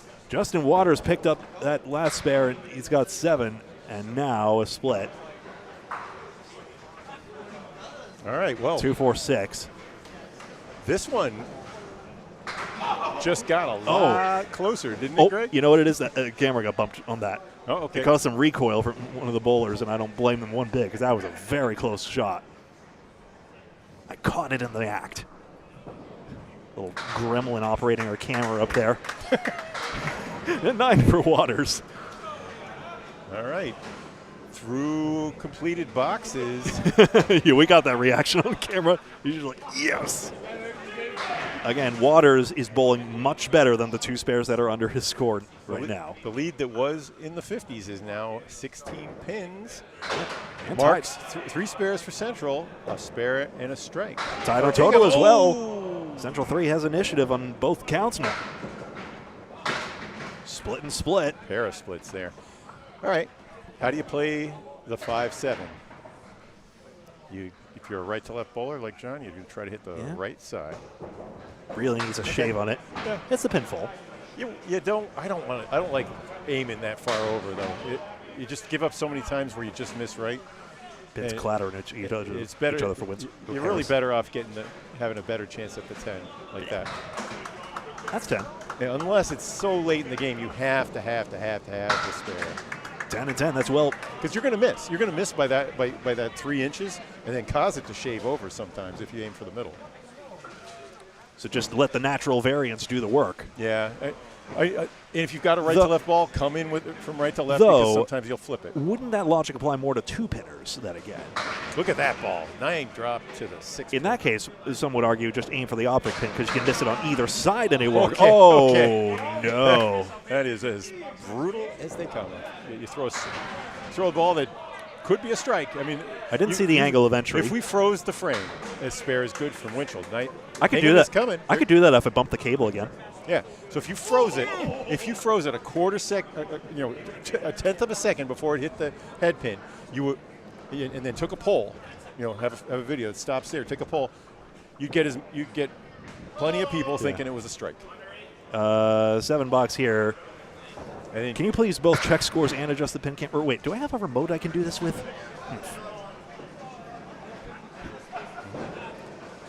Okay. All right. Sorry, we're going to be full-time producers for a second here. So close in the match here. 3 marks up on each side. We're in for a good one here. Marks are 17-15 for Central. Really, in that last salvo there, Hingham got 7 marks. Central 3 got 5. So Hingham's starting to claw this back. We should have 456 to 469. 13 pins, 469 is right. Yep. All right. We got it good here. Scores are confirmed, and I'm gonna go check on the next door neighbors. Will you call Nick Norcross's pitch? Sounds good. Norcross is on 4 straight. Dropped the ball a bit at the line, but he's at the 4 horsemen. 6 here. We've seen that leave a dime a dozen times so far. Jones almost drops that ball on the approach. 6 out on this one. Wooden back there for Norcross. Didn't get it all the way over to the head pin. 1-3-6-8. Jones, ooh, rang it around the 8 pin.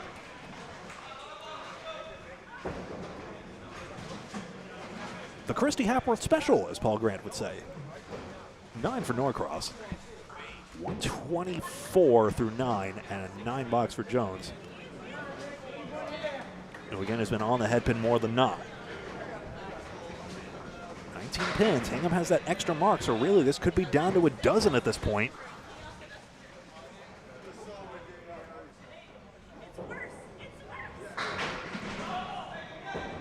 Across.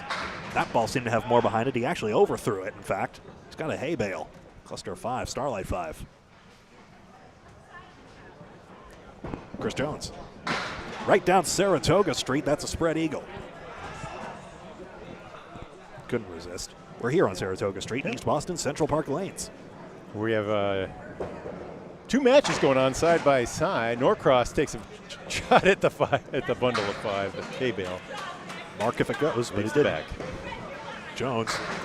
The score next door is there is bid. a 17-pin lead for Exeter. So Number 2 Exeter team. fighting for their slim chance. There's still 2 weeks to play, and they don't want to be eliminated from the number 1 slot tonight if they can help it. The magic number is 4. Nick Norcross 133.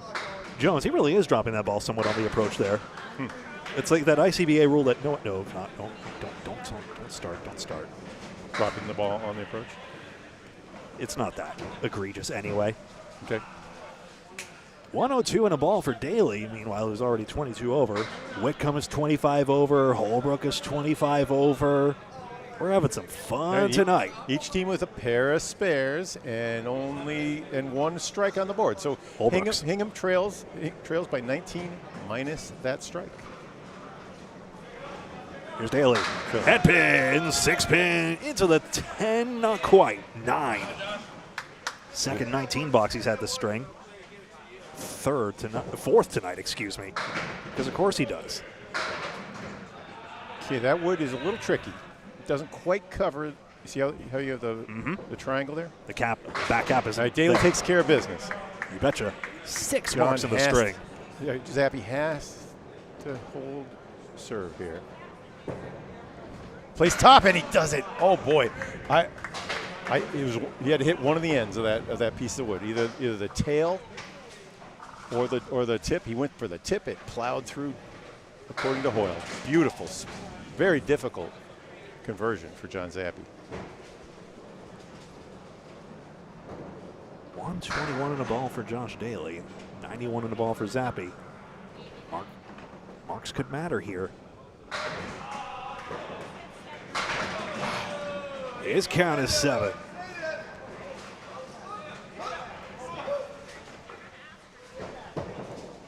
Zappy Phil is 5. All right, 2 more for the lead there then. Yeah, so Daly again getting those little 2-pin advantages here and there, and of course on this string he's just going off on the marks. Zappy is having a pretty good night all told. He took a step left and then plowed it into the tip. Got it! Wow. What took the 7-pin? That was the ball. Unbelievable. The ball ricocheted straight left, and then off the wall, it hit it coming. I saw the 7-pin fall left to right as it was hit from the backside by that ball. There's the sticks. That turns 6 into 9 for Zappy. That's big. He gets a 105.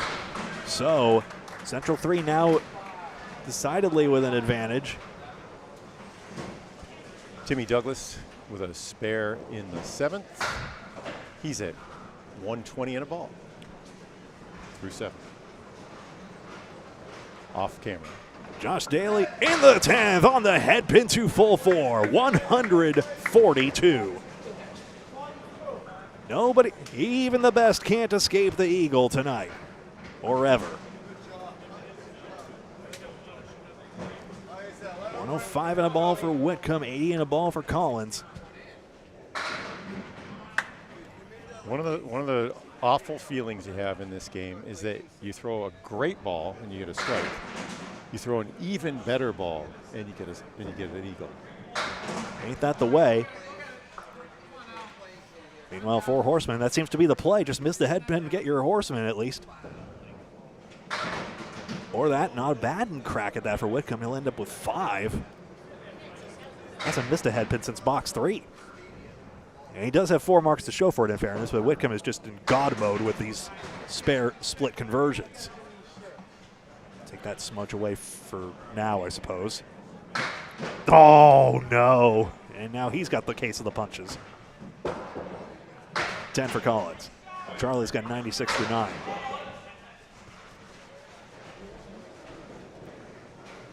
Good crowd out there. Okay. Douglas took a 10 in the 8th after a light fill. Not sure exactly what it was, but I think he's almost off the 200 watch now. Yeah, he would be. Somewhere around 135 after 8. Whitcomb strike. What a string. I'd say by the Hall of Famer, but that doesn't narrow it down enough. Not nearly. No, not much. Bob Whitcomb and Craig Holbrook. Collins gets 10. All right. That gets deserved applause, 106. So there's 3 marks on the board. The lead is as big as it's been in a while. It's 37 pins, but 2 strikes, including the one here from Whitcomb. To eat that down, a double would be absolutely enormous here. Nope. Did he? That's right out of the hand, unfortunately. Still another ball with which to work with. Okay. All right, just a question of sticks here. He's guaranteed 136. Hingham needs these pins to come back in this string. They have 3 marks to none, so this 37-pin lead for Central 3 is deceptive, and the fill is 9. 138 for Whitcomb. Nice job, Bobby Whitcomb. If Holbrook's got a ball, he's on a strike here. So if Holbrook doubles, they lead. They have initiative anyway. And assuming Waters doesn't. Which is tragically a safe assumption at the luck he's having this evening. Let's see what he tries this time. That was a 3-pin blast. He might have. I wonder if he was trying to release it a little further down the lane, but that could just be my imagination. Holbrook for 2. It's light on that. Sickening. Well, he's got a little right. dynamite in the powder keg there. Just get that 3-pin, and it should all go. Waters close. Okay. Ran down the 3. Still, just a bit of a chance left, and this is it, and it won't go. Oh no! The fill is 9. The fill. Yep. Lead down to 19. Yep. 3 completed Hingham must mark again. He's to profit a mark, that is to say. All right, 3 to play. I mean, it's a 3-mark lead, basically. I mean, we're about to have 4 bowlers on this string go higher than 130. All but certainly in Holbrook's case. Justin Waters, outpost. That's not a bad leave for him, although we haven't really been seeing this leave go with any regularity.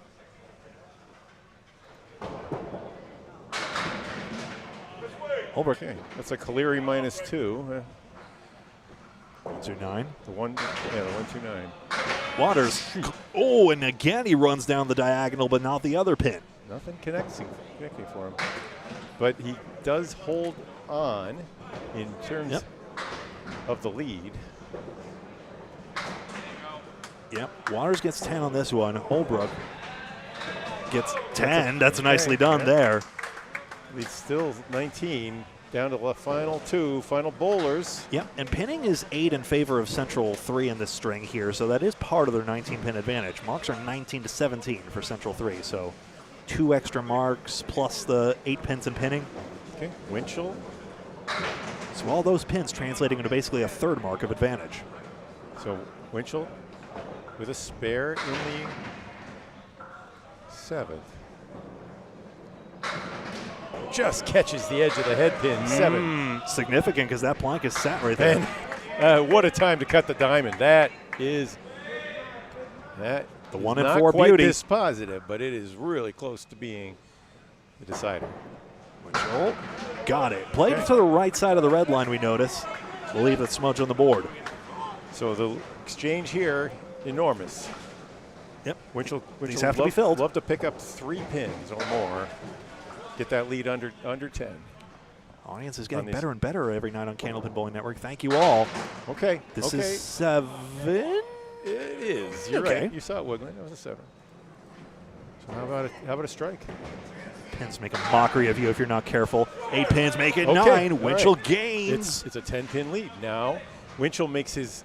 I think he's got that wood. That was in play. It's good. Harris bid, but does not mark. Now Winchell makes this, and he fills with 10. Yep. And then he could win if Harris doesn't make his. Here it is. He got it. Got it. Okay. There's. And now Harris, if you don't mind, Harris needs this pin to force a strike. Yep, He's got it. So that's a 10. And now, that's confirmed, right? Yep. That guarantees a point to Central 3. Winchell must strike to tie. Magic number is now 3. Rob Linehan did this recently against Dan Gauthier in a match I covered. That was fun.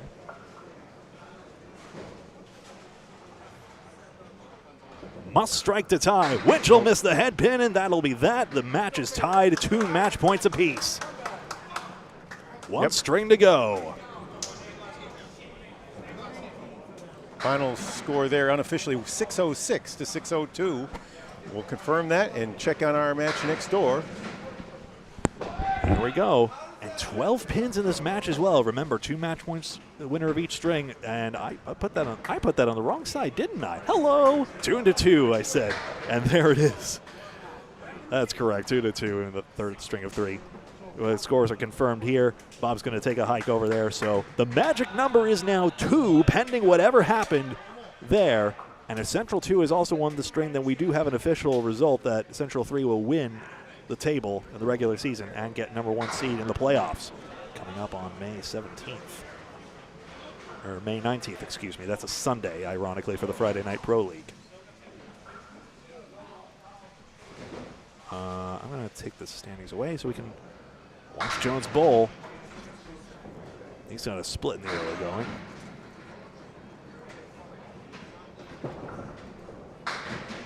Norcross, dominoes drop down, and he's got the 1, 3, 9, and 10. Down the middle.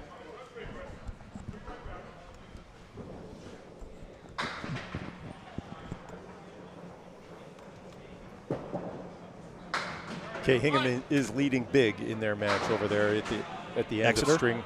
I'm sorry, yeah, Exeter is leading big in their match against Central 2 to Okay. our right. Gonna have to work for this one here. The magic number is 2 at the moment.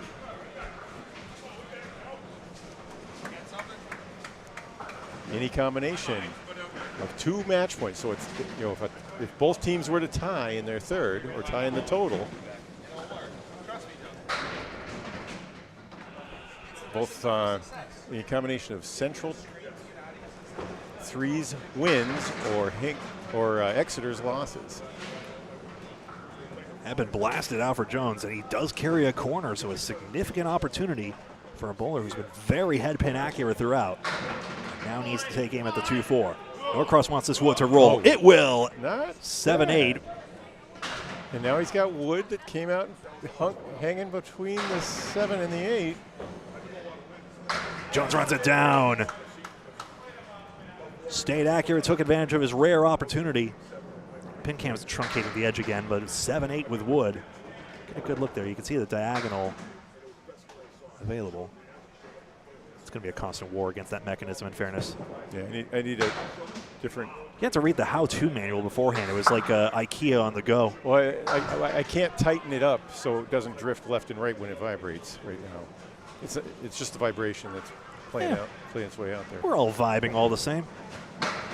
Okay, interesting. We and the many, many people out there on Candlepin Bowling Network, live on Facebook and YouTube, as ever. Did you see the way that it was for the 10, but Norcross picked it up off the wood out near the 5 pin. Yeah, not the diagonal piece which you thought would be looking at it. He popped the 8 into the 9. I'm sorry, he popped the 8 into the 7. And that was, just always think about those pieces of wood that are a little out of play there when you have parallel pins. John Zappi now, his first ball. Yep. By the way, John Zappi is on 226 previously. Josh Daly on 270. Remind me to get those scores as best as I can. I'll do it for the leadoff bowlers in a second. Daly splits. Zappi with a clear 8. He has a chance here with that wood, though. Third time we've seen the diamond in 1. Or does he?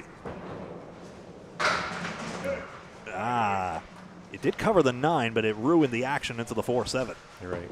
Daly, diamond and 10. You know, that's pretty impressive, the 2, 5, 8, and 10. Oh, well. Pretty impressive. Mr. President gets a 10.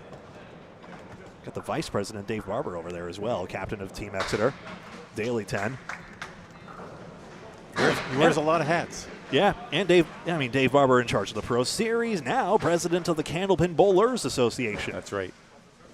The players finally found a way to organize, in the spirit of the coming together of the community that we were mentioning here, and another way to get the players' angle and how best to improve the sport, and I'm really looking forward to seeing how that turns out. Nice job, thin on the head pin, leaves everything but the 2. So they'll probably talk about, just like maybe certain aspects about playing rules, but also like, how to promote as well, and maybe if streamers are still okay. I'm kidding. Nice spare for Zappi. But I'm also looking forward to seeing how they do the scores, the history of the scores and results, because there's a lot of lost history as Daly matches that mark of Zappi's that we'd really love to recapture, and I think having it all in one place, especially, I know Brendan O'Dowd, for example, is particularly savvy about this sort of thing, and I'm really looking forward to seeing how that all comes together. Bob Whitcomb and Charlie Collins. So on the advantages of throwing the ball 43 miles an hour versus 30. When you hit those, that was the 3-5 pocket thin. He blasted it into the wall and it came off and took out the 6-10. Does not happen, I can guarantee you, with my pitch. Does it? Well, If it does, it does it through a slow ricochet, not like that in one piece. Ball weighs less than the pin. Sometimes you get, or rather frequently, you get cruelly reminded of that fact. Little ounce could go a long way, and that debate of 2 pounds 6 ounces or 2 pounds 7 ounces can actually make a pretty significant difference. Good man. Where did that pin go? I mean, it just somersaulted backwards into the left channel. I think it hit something in the ceiling. That was wild. This is a bear to pin out for Whitcomb. He ends up with 8. Collins gains a couple with 10. So that last string, by the way, was a pin-out victory for Central 3. They actually had fewer bonus pins, 135 to 131 for Hingham, but because Central 3 knocked down 8 more literal pins, they won by 4. Wow. I wish third ball victories were more frequent because I love to see the power of the third ball and how it affects it, but we just saw a prime example of that. And Central 3, through resilient pinning, getting it done to tie the match. A couple of flush head pin strike balls and a split, two different ways of splitting to a nearly impossible lead. All right. This could go for 10 at least. This is like the triangle in one. You got to hit the 5 into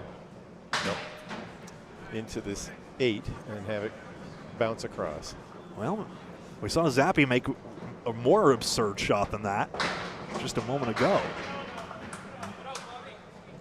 Bob gets 9. That's 3 object pins. Yep. Charles. Okay, talk about your pin in there. Pick Okay. up 1. Okay, sort of a running meme between him and others, and Justin Cochee, I think. Cochee's, of course, a Central Park regular as well. Moved to New Hampshire recently. He's now been bowling his league out of Lakeside. We'll miss you, buddy. I mean, as in we'll see you there. He made a goodbye post. Even though it's just like, bud, we still have Candlepin up in New Hampshire. What are you doing? Bowled the Easter Classic with him. Yeah.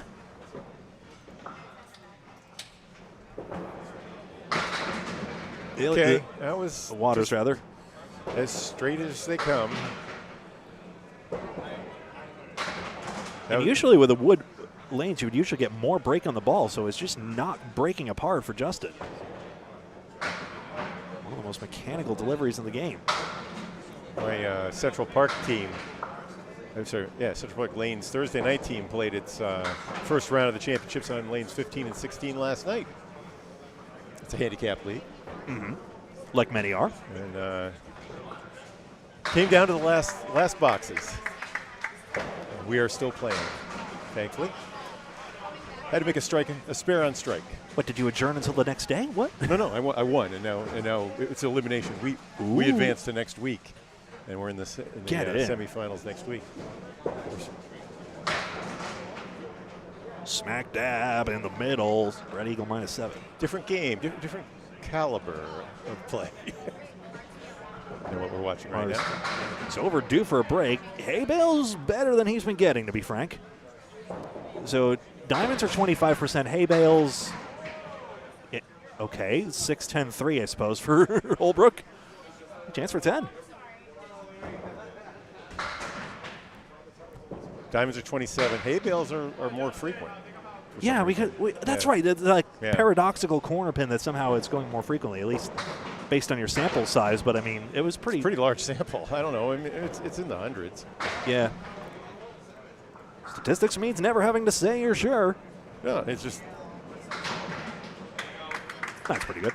I did double sample up. I went back because it was actually Bobby Whitcomb challenged me. He said, no way that a triangle is a 45%. So I watched an additional. He's got a pretty good sample size. 70 or so triangles on mostly on old Channel 5 and WNDS bowling, and it was still 45%. It had been 43% before it went up to 45. What did he think it was? Do you know? He thought it was hard. He thought it was lower, but I think I don't know why. I think you remember it better when you hit it just right and it doesn't go. Maybe because I said it 1 out of 3 too many times on the air. Well, Harris gets a split, 5, 8, 10. 45% is roughly 1 out of 3, but that's a pretty sharp roughly. Hingham with a slight advantage. With the spare bid. Finds it off the 1-3 pocket. The one sidewall took traveled the 8. left and hopped back and landed flush on the 8-pin. Great spare. So, I mean, pinning's been good all around. Harris gets 9. That's Kibosh Gregory. But 3 marks to 1. Yeah, 1-pin lead for Hingham plus 2 balls. Jones, Zappi, and Winchell with the marks. We're going to keep an eye on the yellow smudges between total and game. That'll tell you how many marks there are left to fill on each side. In Canadian notation. 3 out. In honor of the great matches you guys covered up there. Oh, sure. Is it pandering if I'm just acknowledging the whole candlepin community, though? It was the best. It was the best thing for the sport, best thing for our network. I had people that had never watched before. Yeah. At a funeral, were watching it. That's how good it was. You really couldn't script it better than this. Oh my goodness, Harris with a beautiful. Jeez. It's a great split conversion. It's just the wrong one. Yeah. 2-5-10, but not the 4. Right. And what was that? Get over 7. All right, wood in the corner. That show that I just haven't made yet. Playing with wood in the corner. Let's take a look at the scoreboard. And quickly, 4 pins for Hingham and an extra ball. Jones and Zappi and Daly all with the marks hanging here. Current overall match statistics, by the way, 35 marks to 32. Closest to 400 right now. Daly needs to pin out, if he gets a 130, he would have 400. Closest on Hingham's side is Craig Holbrook. He had a 256 for 2, so he requires a 144 and has been pin perfect through the first 2. Okay, so Hingham leading by 4 plus a ball, trying to prevent Central 3 from clinching. They got the lead both in the total and in the match, and they have to win both. This thing keeps migrating on us. Come on. Got some. I know I wear size 14 shoes, but come on, big feet. Take it easy. Oh, inverted triangle. That's a crossover sleeve, whatever the heck that is. That's a gruesome name. It doesn't have a name. It's like it is 4, like 5, a 6, Greek, 8, 10. an inverted Greek church. Jones misses the head pin and gets a better leave by far. Yeah, this is the inverted Greek church. I just named it. Cool. Well, Central Park Lanes did upend a church. No, I'm kidding. That's not historically accurate. Yeah. Tough to pin, too. This is not going to be fun on the third ball. Oh, 3 of 4 for Jones. That's what Central is famous for. He'll be happy with the sticks, though. Central 3, I believe. Sunnyside Bowladrome in Danvers was previous, or some of the bowlers bowled out of that house. Jones will gain 2, all told. That's right. The Daly was on the Sunnyside squad. It had some pieces of Ryan Tamillis, so Frank DeLuca pops to mind quickly. Hingham, of course, is pretty much a wholesale import from Union Street Lanes, with notably Chris Harris, who it was helpful. Union Street made a decent playoff run last I checked. Oh, boy. When they were in that. Yeah, that's another fine strike ball that turns into a 3-1 split. Split there. Defending champions are Academy 2. The defending runner-ups are the team now known as Exeter Lanes, then Woburn Bowladrome. That's right. Which begs the question, what is happening to Woburn Bowladrome? Nobody knows. Well, Nick Norcross, who's worked there and been involved, says they are coming. They are definitely coming. They're converting some of the lanes into a restaurant. There's a spare for Jones. Uh-huh. And this for a 9.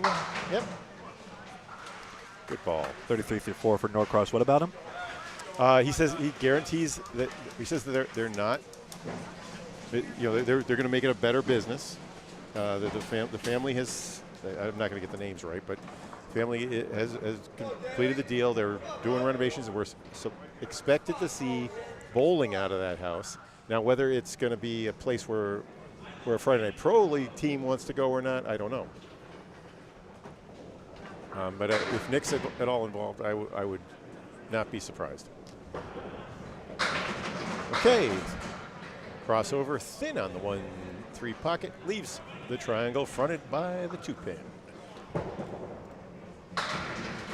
Zappy a bit full, leaves a split.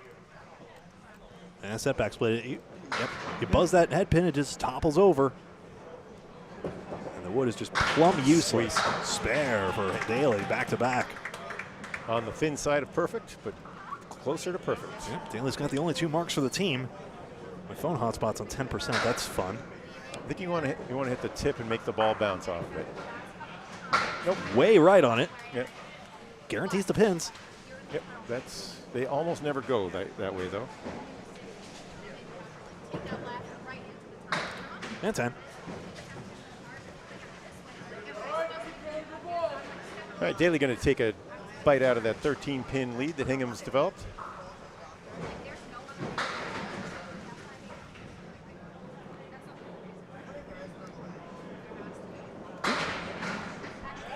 Do you see if my black bag is anywhere? I'll check that in a second. Daly is spare fill at 7. Not the other one. And a half Worcester for Zappy. Daly now needs 16 more bonus pins to arrive at 400. Will the 1-2-10 go? Yes, it will. 3 straight marks.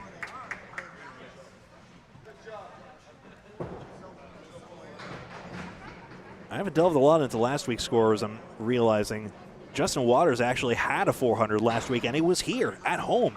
No, it's a shopping bag. Wait. 410. And come on, 9-pin. It'll be 7.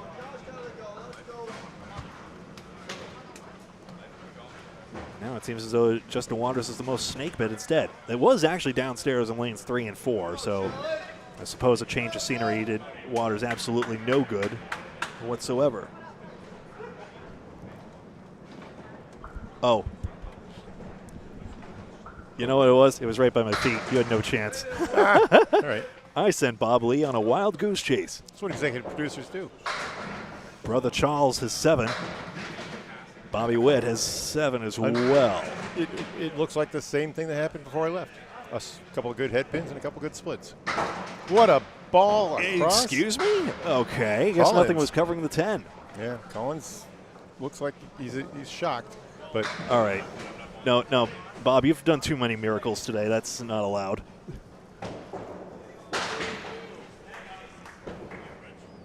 Nice.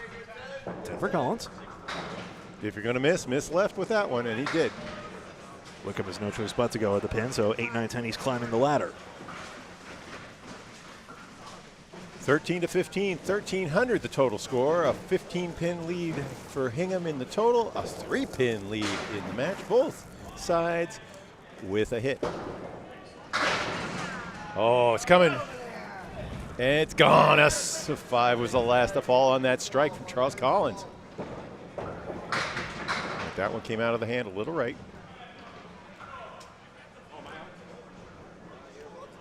Charles, he'll answer to either name. He'll go either way. But yeah. He earned his Charles. Graduated from college last spring. Congrats, you got your name back? Well, he has some. In professional circles, I think he goes by Charles. But everyone, yeah. In sports, it's like people call me Bobby in sports, at least on the baseball field. Did you ever see that John Boy's video, The Bob Emergency? We need more Bobs in this world. Do we? In 1967, it was the most common name for boys. That was my birth year. I guess I got a pendulum correction. And bad news for you, us millennials are just allergic to normal names. There are no Bobs. There are very few nascent Bobs. Yeah. My dad was a Bob. My grandpa was a Bob. There's no Bob coming. My father's father, Justin Waters. When I was talking to my wife, well, what do we want to name the kids? She said, anything but Bob. That was the first thing she said.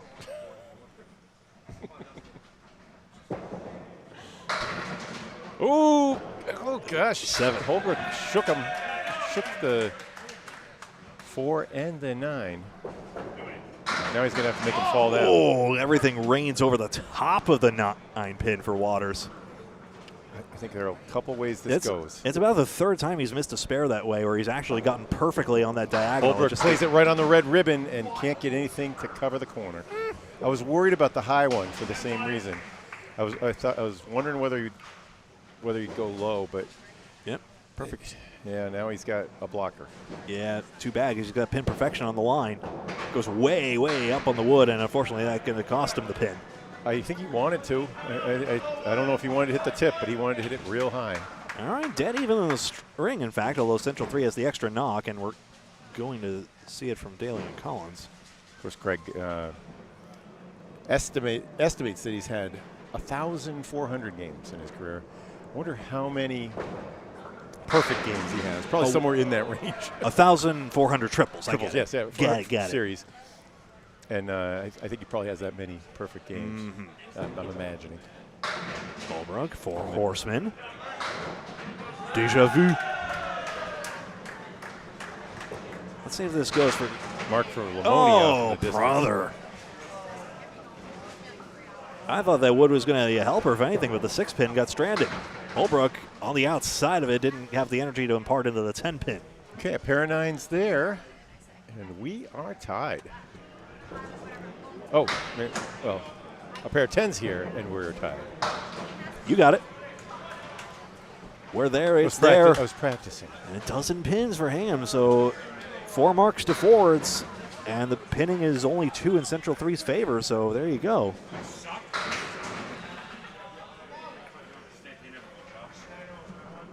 Not that. Shake and wobble and roll. Harris. Oh, thunderous.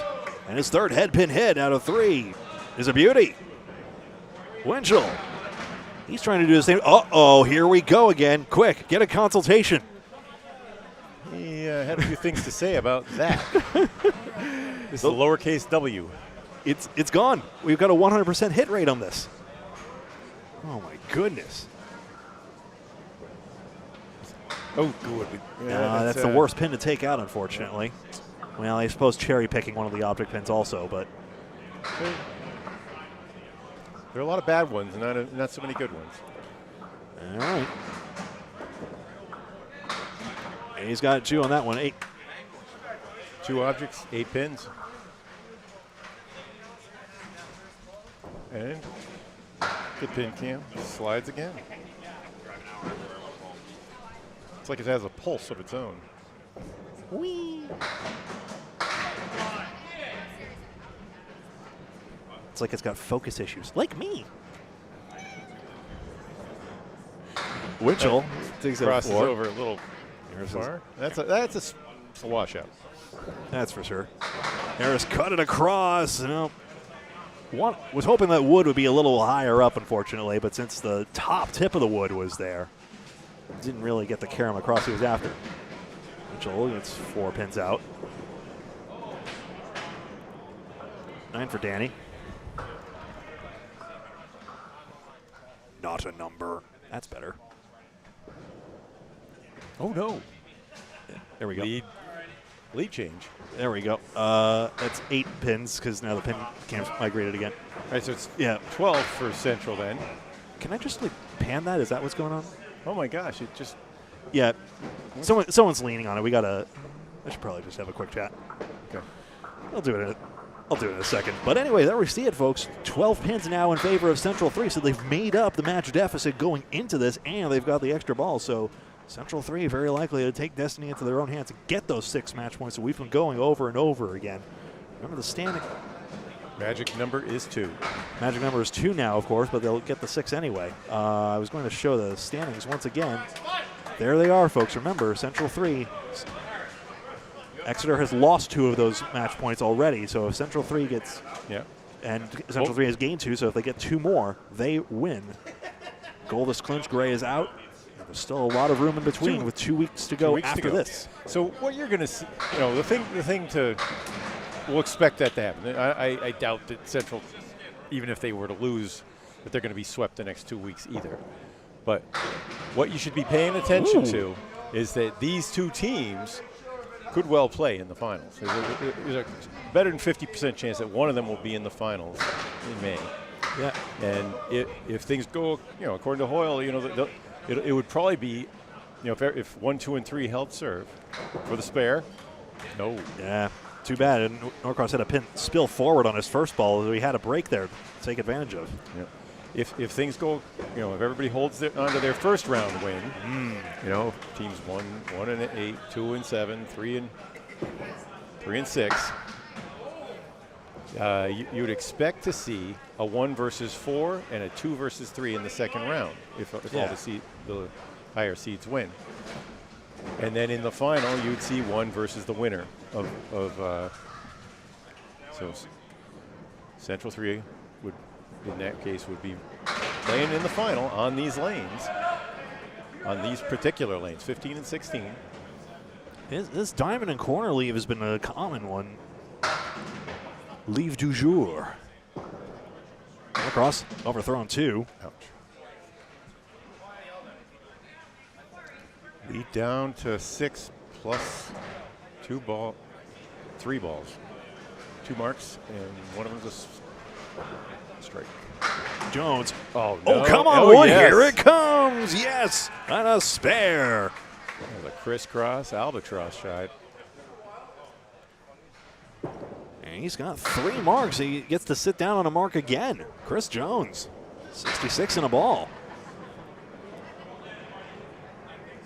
Had that 6 box in the early going, but it's been gravy since. Okay. Norcross will stick with the 8.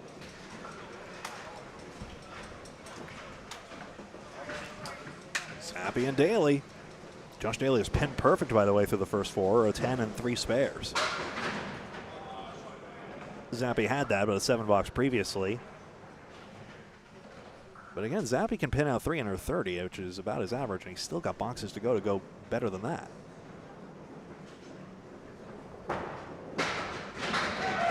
Okay, that one stayed left. 6 out. Daly, that's 2. Is it 2 or 3? Yeah, 2. Just 2.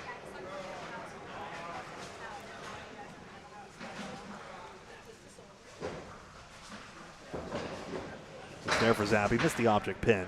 Ball came back anyway. Okay, tricky out for Daly. And to keep the pin perfect streak alive, Zappy gets 9. Okay, 3. Yeah. First 3 left there. Yep. I had to turn off chat just to preserve my battery. I couldn't find my charging cord in there, but we're gonna hold. We're gonna still have a broadcast.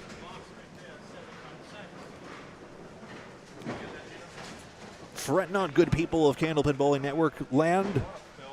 Yeah, Nick. I am here to save the day.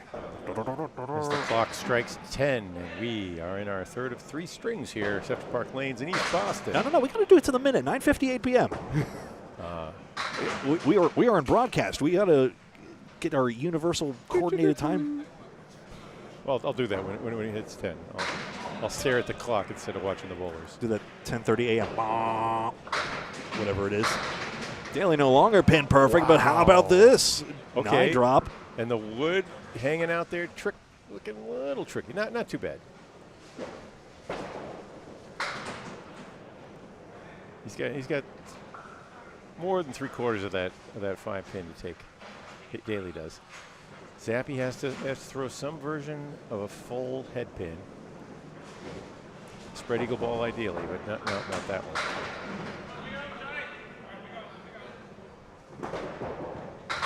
Got it. Oh, wow. Pin direct. He punched it in the face. See him wipe his brow on there. That was a. Yeah, he was worried about Yeah, punching it off yeah. the cap. Could have risked deflecting the ball. Zappy 8. He looked right at me. He went through 6. He was like, I'm glad that went. Daly lost a few sticks in the last frame, but he can get 17 more bonus pins, including on this hanging mark. It's a clinch of 400. So we're still at the right about at the midway point here on string 3. It is, once again, Josh Daly's world that we are all coexisting in. Central 3, well, yeah, we're all bit players. Central 3 is looking Wickham. to clinch. They lead by 6 plus a strike, Phil. And if they win, they would clinch the season championship and #1 seed in the tournament champions coming up May 19th. Collins a little annoyed with the anticlimax there, but he got 5 on that start. Michael Hey, wants a Bale. single, got it.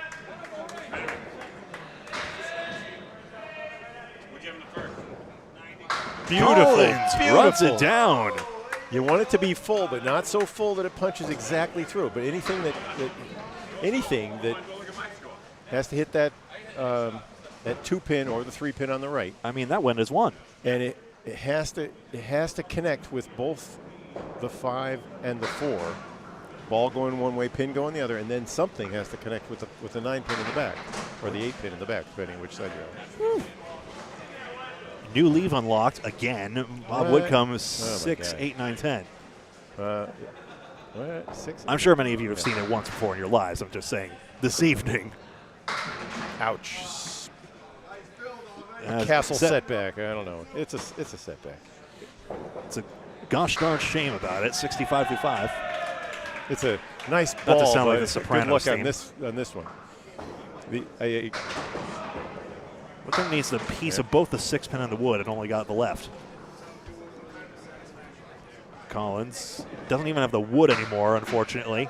5-pin is the play. Greg, you're a believer into less into more, but I'm a believer into play the one near the wall. Honestly, and try to bounce something off the wall. It's just I heard Mark Ritchie say it on Classic Candlepin. Sorry to. No, it's a theory, but Yeah. they're also. I've heard Craig Holbrook advise me to hit him into the corner, and then you'll often get something that bounces back. Yeah. Some the of the tip. axioms of this game do need some more rigorous testing, which right up your street, hey? Waste not, want not. Greg Holbrook and Justin Waters. A stitch in time saves 9. Holbrook strike! For the 4th time today, Holbrook has hammered him back. They were all really Waters big in is Hingham. overdue for one of those and broke up the 4-pin. He was so happy. Where's He the like, wood going? Saw him gesture with his hands as that 4-pin fell.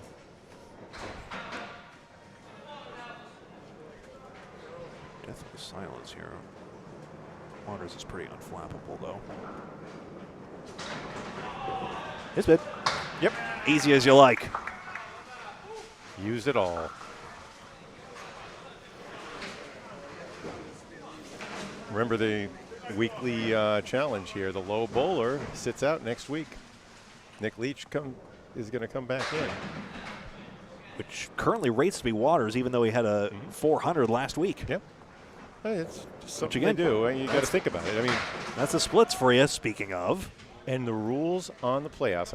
I asked a couple captains before the match tonight, and the rule, as I understand it, and this is from Josh Daly, is that you can only switch bowlers. So if all 6 show up at the finals, which I imagine they will on May 19th, you can make one switch, and that's it. Once you've taken them out, that you have to run the rest of the playoffs with that 5-man team. Oh, okay. You're not able to swap around 3 rounds to consider, like 9 you strings can worth. at Worlds or Mixed Worlds. Not that freely, anyway. Right, you could do it once and only once. I remember they did that with Sean McDonald, I believe, bowled in the first 1 or 2 games, and then he was subbed, and then this was the Academy 3-team, different makeup that won the championship out of the 7 seed 2 years ago. They did it with 6 players. Winchell and Harris. John. Oh, Gets on the head pin, full crossover side a bit. Harris full on it. gross. The wood, though? The wood, it's not exactly connected. Harris is 5 for 5 on the head pin, by the way. It was 8 or 9 for 10. Last time, and John Winchell gets this spare. Hingham won't go down without a fight. Very significant here. Harris. All right, so Junction of the wood. couple choices. Junction of the wood. I'm not sure if that stuff connects on the right side. That 10 pin, even if he hits it right at the junction, I'm not sure it goes. Let's see. Let's see. He bounced it. He left bounced it. side of the wood.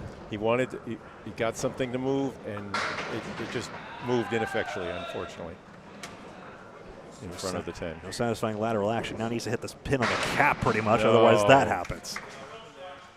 You've written He's throwing real well, but a lot of 9s running across the score sheet for Harris, except there's a strike 9 in there. Harris was the runner-up in the tournament champions couple earlier this month in April. Wild stat. Aaron St. Cyr, who won, rolled a sub 300 last week. Go figure. Major championship under his belt, though. A week after his long-time childhood friend. So they've known each other since they were 5 and 6 years old. Sorry, who? Austin Barnes and Aaron St. Cyr bowled together in the Pilgrim Lanes Youth Leagues at the age of 5. I mean, you'd love to see it. You'd love to see pros like Winchell as well getting it done. But, I mean, old school versus new school, you'll love to see it. Yeah. Aaron, of course, the older in that pair, but Barnes now is bigger. You know, he grew into a sizable frame. Yeah. He's a big boy now. That's for certain. Aaron looks good with that trophy, though. My goodness. Having Alicia Kaczynska take the photo as well doesn't hurt either, you know. Yeah. That's going to make anyone look good, you know. Even though she'll quibble about, I wish the shadow was better. Oh, there were some Alicia, you're doing a background, fine job. Yeah, right. Grumble, grumble. Listen, Hingham's really realistically within single digits in the string here, and the match total likewise. So we're in for a climactic finish here. I hope I've been giving this justice, but we've seen some good marks here. If any of the 9-8 for Hingham. Any of the bowlers that are going to be in the playoffs are out there and they're watching this on replay because they're all bowling right now. Alicia will be here during the Tournament of Champions, May 19th. We're going to set up a photo booth, maybe down in that poker room, and we're going to try to take team photos and at the very least, get individual photos. Here's Nick Norcross. The Friday night playoffs, that is, Yeah, the tournament, it's a lowercase tournament of playoffs. Well, there will be a Friday night champion after this. The Central 3 will likely be champions of the regular season if form holds. Well, whether it's tonight real tight. It's real tight. Yeah. Whether it's tonight or next week, right? Guarantee. Norcross trying to send it across behind the 7-pin. Nice bid. This one, meanwhile, should be trivial for Jones. Let's see. Uh-oh. Oh, he's left it to the right side. Yep. Oh, dear. We all feel that one. Been there, done that. That's 9 bogs for Norcross. Done that this week. You know, can happen to anyone. Saw a 0 last week. Anything's possible. It's 10.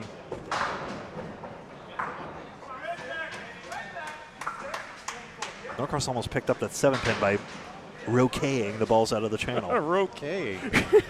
R-O-C-Q-U. There's a Q in there, definitely. Oh, my goodness. Pourquoi pas? We have Monsieur Gouillart with the... C'est moi. Yeah. Someone came... Sweet ball. 9 the drop by Norcross. All right, this one's covered now. My brother-in-law came up with the mnemonic slime pirate. Gouillart. Gouillart. That's 6 out for Jones. Okay. As there is no 7-pin. Norcross has about 12 of the 15 inches to aim for. He gets it right. There it is. Well, there's that plank in the 7. Sport is cruel sometimes, but that's the way it goes. And Norcross has picked this. This one needs like a diamond shot. Yeah. Pretty close. Need the ball to deflect this way and that basically. 1-3, and then the ball takes the 8 and the pin takes the 6. One day we'll get those like AMF pin spotters, but for candle pin. But we'd have like the AI figure it out based on the wood layout. There it is. He made the 2-1. Yeah, automated solvers for solving wood leaves. That'll be the great next controversy in candle pin bowling. Except they're based on a slow ball, an 18 to 21 mile an hour, 16-pound ball rolling with an awful lot of spin. Yeah, but they'll display it anyway. Certain houses anyway. Not many though. Usually Andrew Medeiros will turn it off when he's installing these new Cubica systems, including a 1.710 Augusta, newest one. Let's get that automated scoring. Daly full on the head pin, spread eagle.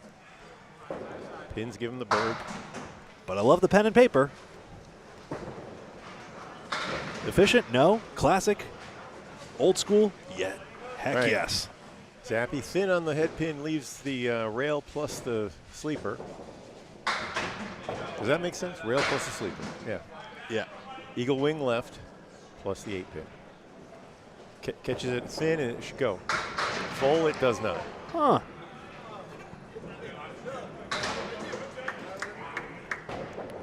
Neat for Daly. That was straight down the lane. I actually took a look up at that one. I'm watching most of this through the monitor. This is really close, Greg. Single digit difference in the game, single digit difference in the total.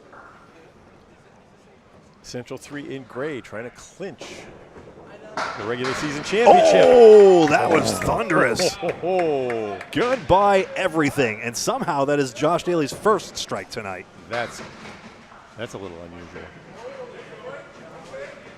That's why he's particularly happy about this one. See if his speed is holding up.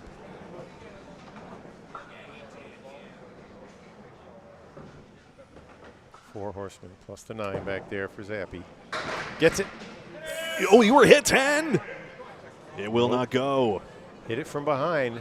Tough to run down the diagonals here at CPL. Though Hingham's house, South Shore Country Club, is also a tough house as well. We've seen that pin action before. That's 10. Zappy throwing 33 and 32 miles an hour on those 2 pitches.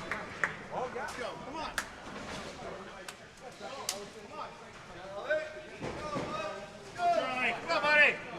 Come on.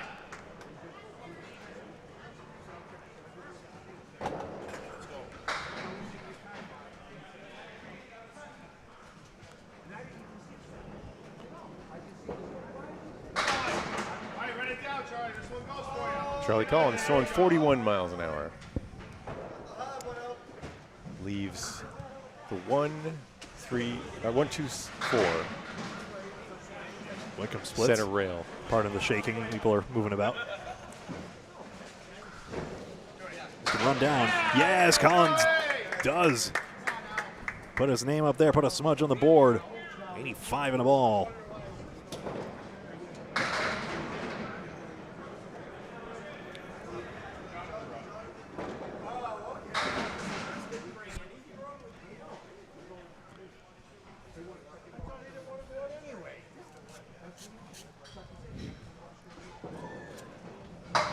Oh, what a There it is. That'll be 9 for Wickham. bid for the 10.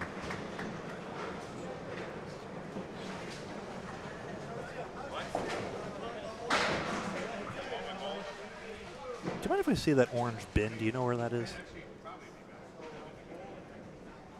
Anyway, Collins 85 in a ball. It's a good one here. 6 pins. 2 extra marks for Central 3, so they have the advantage at the current moment. Collins runs down 6. That's pretty decent. Oh, no. Wickham, That's a dreadful feeling. next to when- nothing. yeah. He hit the 1-3 pocket, and the 1-3 disappeared, bouncing into the 4 and 7. That's it. 1, 3, 4, 7 are the only ones missing. He's got Right into the 6 curtain. pins standing. Nope. All right, he's got a big out coming.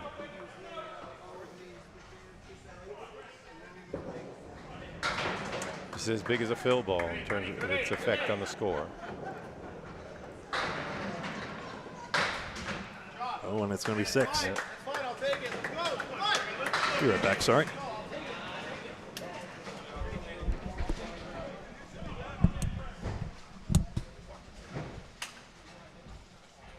go, Waters.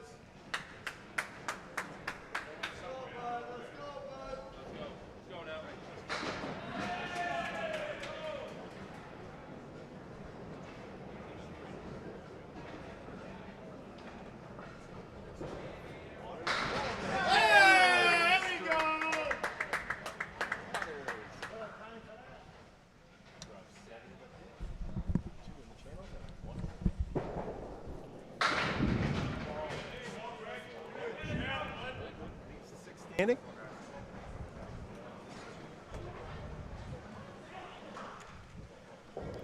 Do you mind catching me up? I'm so sorry, Bob. Yeah, there was a strike ball from Waters and a Was it really? and a 9-drop spare for Craig Holbrook.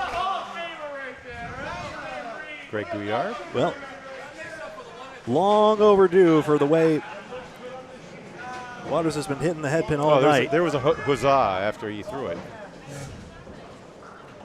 Sorry, I missed it.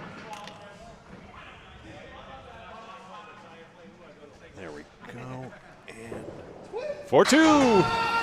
Oh, he sent Wood topsy-turvy, traveling between the 5 and the 8 pin, but didn't connect with anything. 7 on the first ball. Holbrook fills with 6. He was off the head pin. Waters was on it.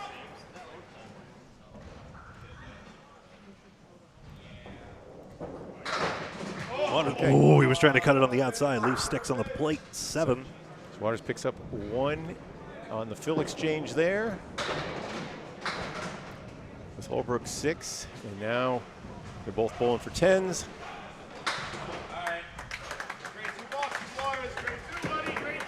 And Holbrook gains 2 there. Okay, so let's take a look here at this as we go down to the anchor bowlers here. We've got Winchell and Harris on a spare, Harris not. Pinning is currently 2 in favor of Central 3 in the string, 7 overall in the match. 12 marks to 10 for Central 3, make it 13. Harris with another strike in this string. Pin's beginning to relent here on 16. Mitchell, spare fill, crossed over, 7. Dick. Yikes. Worse than missing the head pin is hitting it badly. You don't even have another pin to trip it on, so this split would just be simply outrageous.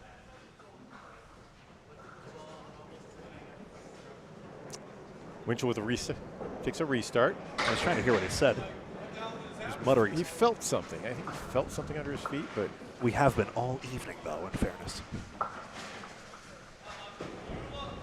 there's a lot of bowling going on downstairs. People going up and down. It's a fantastic. It's an old building. I love it. I mean, the wood furnishings here are just, I just love the feel of this place so much. And I hope it translates to you folks out there watching on Candlepin Bowling Network. I mean, That was a 9 for Winchell. Yep. Go ahead. It's one of the, it's just a place that evokes a certain era that I'm just so glad still lives on to this day. Pozzella does really well. Chucky's house. 9 dropped to the 5 pin. Nothing touched it. Yep. Too bad. Well, that close until the end. Now a piece. That close to right a double. up to it, yeah. That frustrated Daly to no end, and understandably so. That would have been a monster momentum swing. Instead, Harris. No, he got it. He kicked it. It's wilting and drops. It went after all. Well, honestly, it was a good shot. It's just the pins are trolling him. Let's be honest. That's like when, here's a little lumberjack connection. It's like going out in the woods and tapping a copper nail into the side of the tree and then watching it die a year Winchell later. may be full on that, but that was a good crack at that all told. Good 10. It's not as satisfying as whacking it with the axe. There it is. So, would you mind confirming scores for us? Yeah, sure. Oh, I muted the wrong one. That's embarrassing. There we are, folks. 17 pins we show unofficially for Central 3 and 5 in the match, although look at all those extra marks still to fill. Marks overall are 14 to 10 in this string. 45 to 42 in the match. Pinning is within single digits here, so that's only going to be about a mark swing either way. We'll see if that's confirmed here. Yes. Wow, good thing. There we are, folks. Thanks as always for bearing with our technical glitches here. I mean, they've been few and far between, honestly, but at one point I had to turn off chat. Let me see if actually now I can get greedy and turn it back on.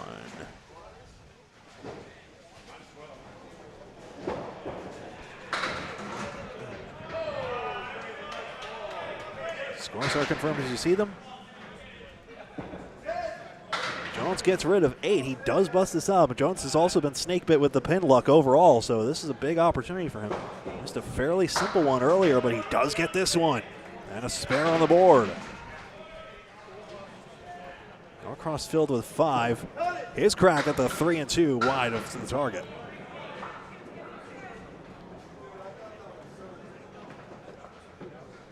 So significant here. Norcross didn't get all the count he wanted on that, but he does pin out well to bring it up to 9. An important part of Candlepin. The pins you get on that third ball are what separate the pros from not.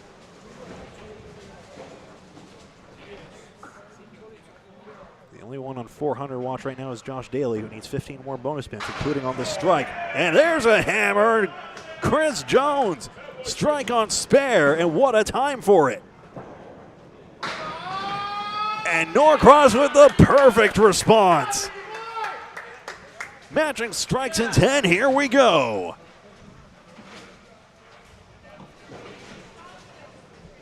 Here we are, folks.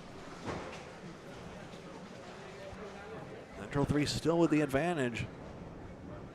We're filling in the 10th. 2 balls remaining for each side. Jones clattered pins in the middle there. Killed the action a bit, so gets the 7 win covered, so that's a chance for a 10 fill. Norcross, maybe thin on it, but the pins keep crumpling. Will it double? No, the wood is swirling away. Just swerved off the plate at the last moment. Jones, the fill is 7. 132 in the end there for a 348. Norcross, the fill is 10. 103. For the second time, actually, but he ends up with a 339 after the gem of a middle string. Oh, sorry, Bob. Right. 16-pin lead, right? That's it. That 14, 14 now. Needed a tie. Next door, through 6 complete in string 3, they are tied at 335 apiece. All right. So I think the right way to clinch is to win. And Central 3 holds that destiny in their hands. Yep. They can hold on to that 16-pin lead. John Zappi didn't throw it all the way out there, but got 6. Daly. Will he double? Well, the pin falls the wrong way. He's got a chance here, 3-5. Remember, he needs 15 bonus pins, including this, so he's actually got 8 of them. So one more mark, and Daly can attain that 400. Oh, nice. Zappi, Great ball. 1-3, the wood ruined it. Daly, chop the 3 pin. The fill is 9, and he will not mark in the 9th.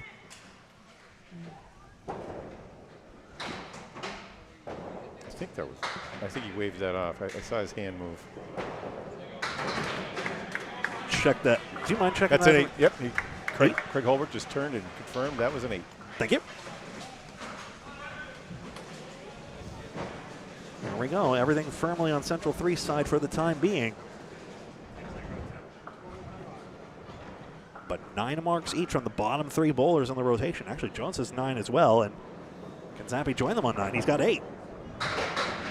He'll need to work for this one, although the 8 pin is covered by wood. Yeah.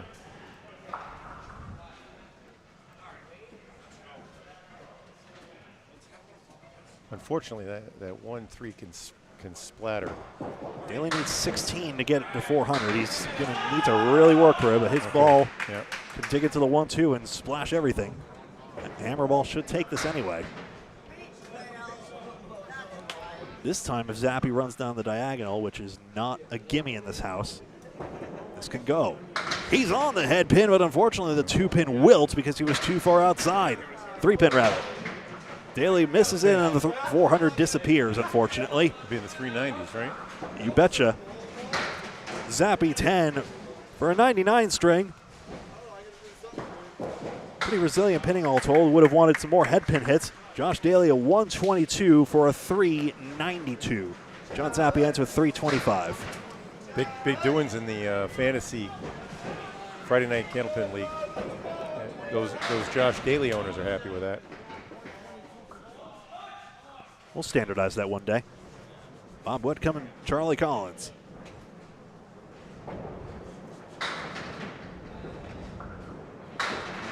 There we are, 7 out. Oh, it's still coming. Get over 2-pin. Oh, my. I Boom, love that baby. ball. Just love the The ball. 7-pin stands. Everything but the 7, yeah. Just a firm, direct. Whitcomb. Yes, on the outside it goes. Claws one back. Will he get it? Yes, he does. Hashtag let Charlie stream. He's got 4 marks in the past. 6 boxes. And 40 miles an hour on that pitch. 109 and a ball for him. Whitcomb. Made some dandy splits earlier today. Just crushes 8 here. Has a simpler lead this time around. Advantage still with Central 3. Collins fills well at 7. Final stand. Can Central hold? 2-4.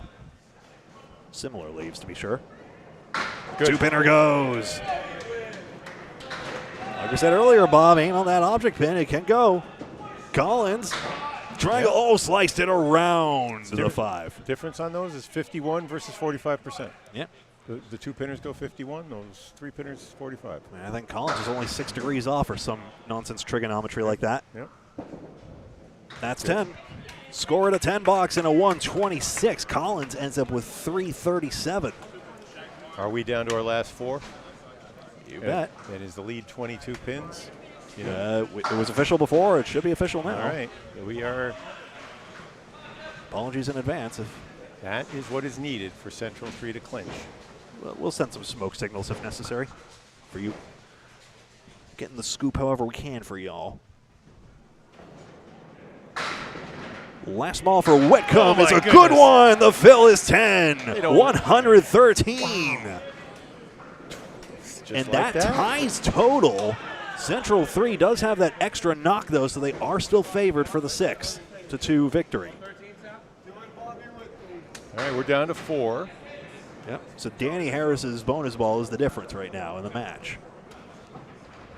So it's basically two and a half fills. Because we've got Harris's and then the 2 6s. 3 fills. Even if they're 9s. Yeah. 3 fills, arguably. Waters. Overdue for some pin luck. He's got it this time. 4-8. Right on the. Suddenly has discovered his ball. He's 8 for 9, on the head pin. Oh, he missed one. Oh, it's going, and won't take the 10. Yeah, 5 fell into the 6 just in front of the 10. Waters. This one's gone. Spare. 3 Now, marks in the Waters past 5, and suddenly. Is Waters on? Is he the low man still? I On believe Central? so, just because it was so late in proceedings that he found it. But Any of the 3 bowlers that are Yep. done? Yeah, he's still. it's just hard to score when you don't get the spare breaks. What does he need to do to catch the penultimate bowler? It's not realistically going to happen. He needs a double strike. Okay, well, that's realistic. I've seen him throw double strikes this week. It's relatively in an earthly orbit. Guess it's He'll not get a happening 3-1 here, though. split. You see that Right. 7-pin still clinging on in the margins. 104 through 9. So looks like Waters Old will Brook. sit next week Just 3 unless they out. change their team policy. Waters really wants this. He got it! A 3-1 conversion. 2, 4, 6, 7, and what a time for that I for think Justin Waters. That's going to help clinch it, though. 29 pins the lead. These are the number 4 bowlers. Oh, mercy, you love to see it. Sir, just a heads up on the camera, sorry. He'll fill in the 10th. That's right. I'll shook the pin can off line, but there we go.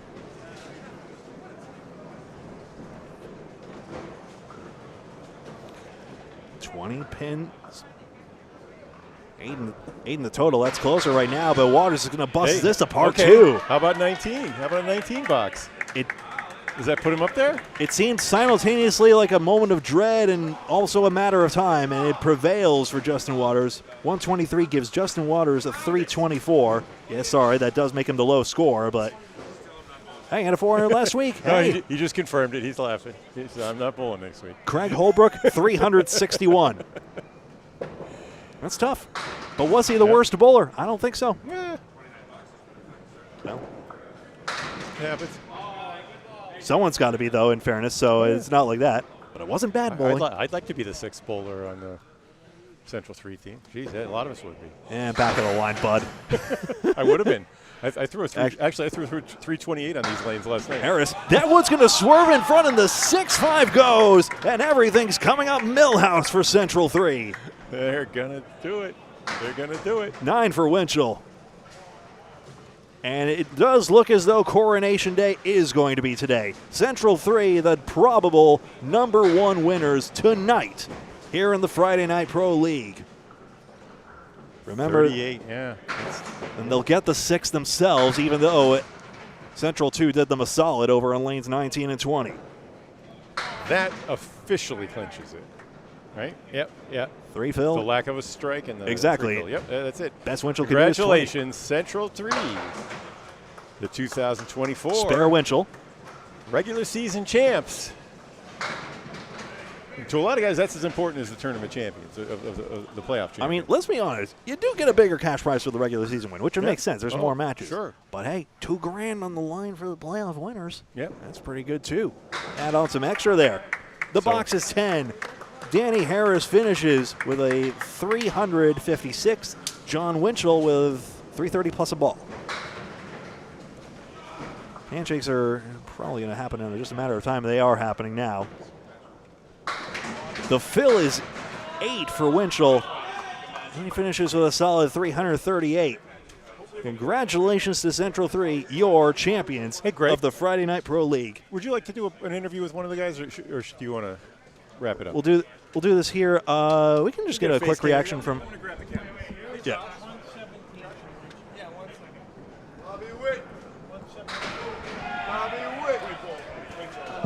Yeah. Josh Daly is going to shake hands and then come over and join us. Yeah, sounds good. Just a moment, if you can turn your face cam on from your machine. I'm going to give him the headset, Greg, and you can talk to him here. Sounds good. Okay. I'm not sure I'll be able to get everything set up here. Right here. Okay. Scores are unofficial technically, but Going to also check this and make sure it all works. Yep. Hello. Oh. hello, Joshua. I'm pleased to let you know that you are officially the champions of the Friday Night Pro League. It's pretty awesome. We had a great season. We did good. We picked each other up. We had a lot of fun this year. This was a great match tonight. One of the great matches we had in a few weeks. So it was nice to bowl them. These guys are relentless, though. They're such a great team. No matter how. Team Hingham, yeah. Yeah. No matter who they are, no matter how many they're down, they're going to come back. That's really it. So how do you fancy your playoff chances going into this? Of course, you got the defending champions Academy, too. Yeah. No, we're doing really well. We're having a lot of fun. That's our biggest thing this year. We had a lot of fun. We pick each other up. We just have a lot of fun. When you have a lot of fun, your team will do well. And you can see that some of us might struggle in the last two, and the other two get two marks or whatever to pick up each other up. And there's one difficult question. You don't have to tell me now. Have you put thought into who the 5 of the 6 might be, or just what your approach might be with the 6-man rotation going to the playoffs? I have done top 5 averages at the moment, and we have an ability to sub someone out, and if someone subs out, then they won't bowl the rest of the playoffs. But till that time comes in a few weeks, we deal with it. But right now, we are just having fun and trying to finish the season as fun as we can. Well, in the meantime, enjoy this moment here. You've won the top prize, of course, of the regular season. Josh Daly, congratulations to you and your team. Thank you. Thank you guys for covering tonight. It was a great match. Our absolute pleasure. Appreciate all your work, guys. Thank you. If you wouldn't mind, thank you very much. And don't die on the cords on the way out. Bob Lee, there it is. Hey, Greg, that was a fantastic finish, and beautiful 392 from Josh. That's $2,000 in prize money that they've confirmed. All right. All right. Got the whistlers out here in the Central Park lanes. I think that's our cue to say goodbye. Say goodnight, Gracie. Thank you very much for watching this presentation of Candlepin Bowling Network and the Friday Night Pro League. And until next time, so long.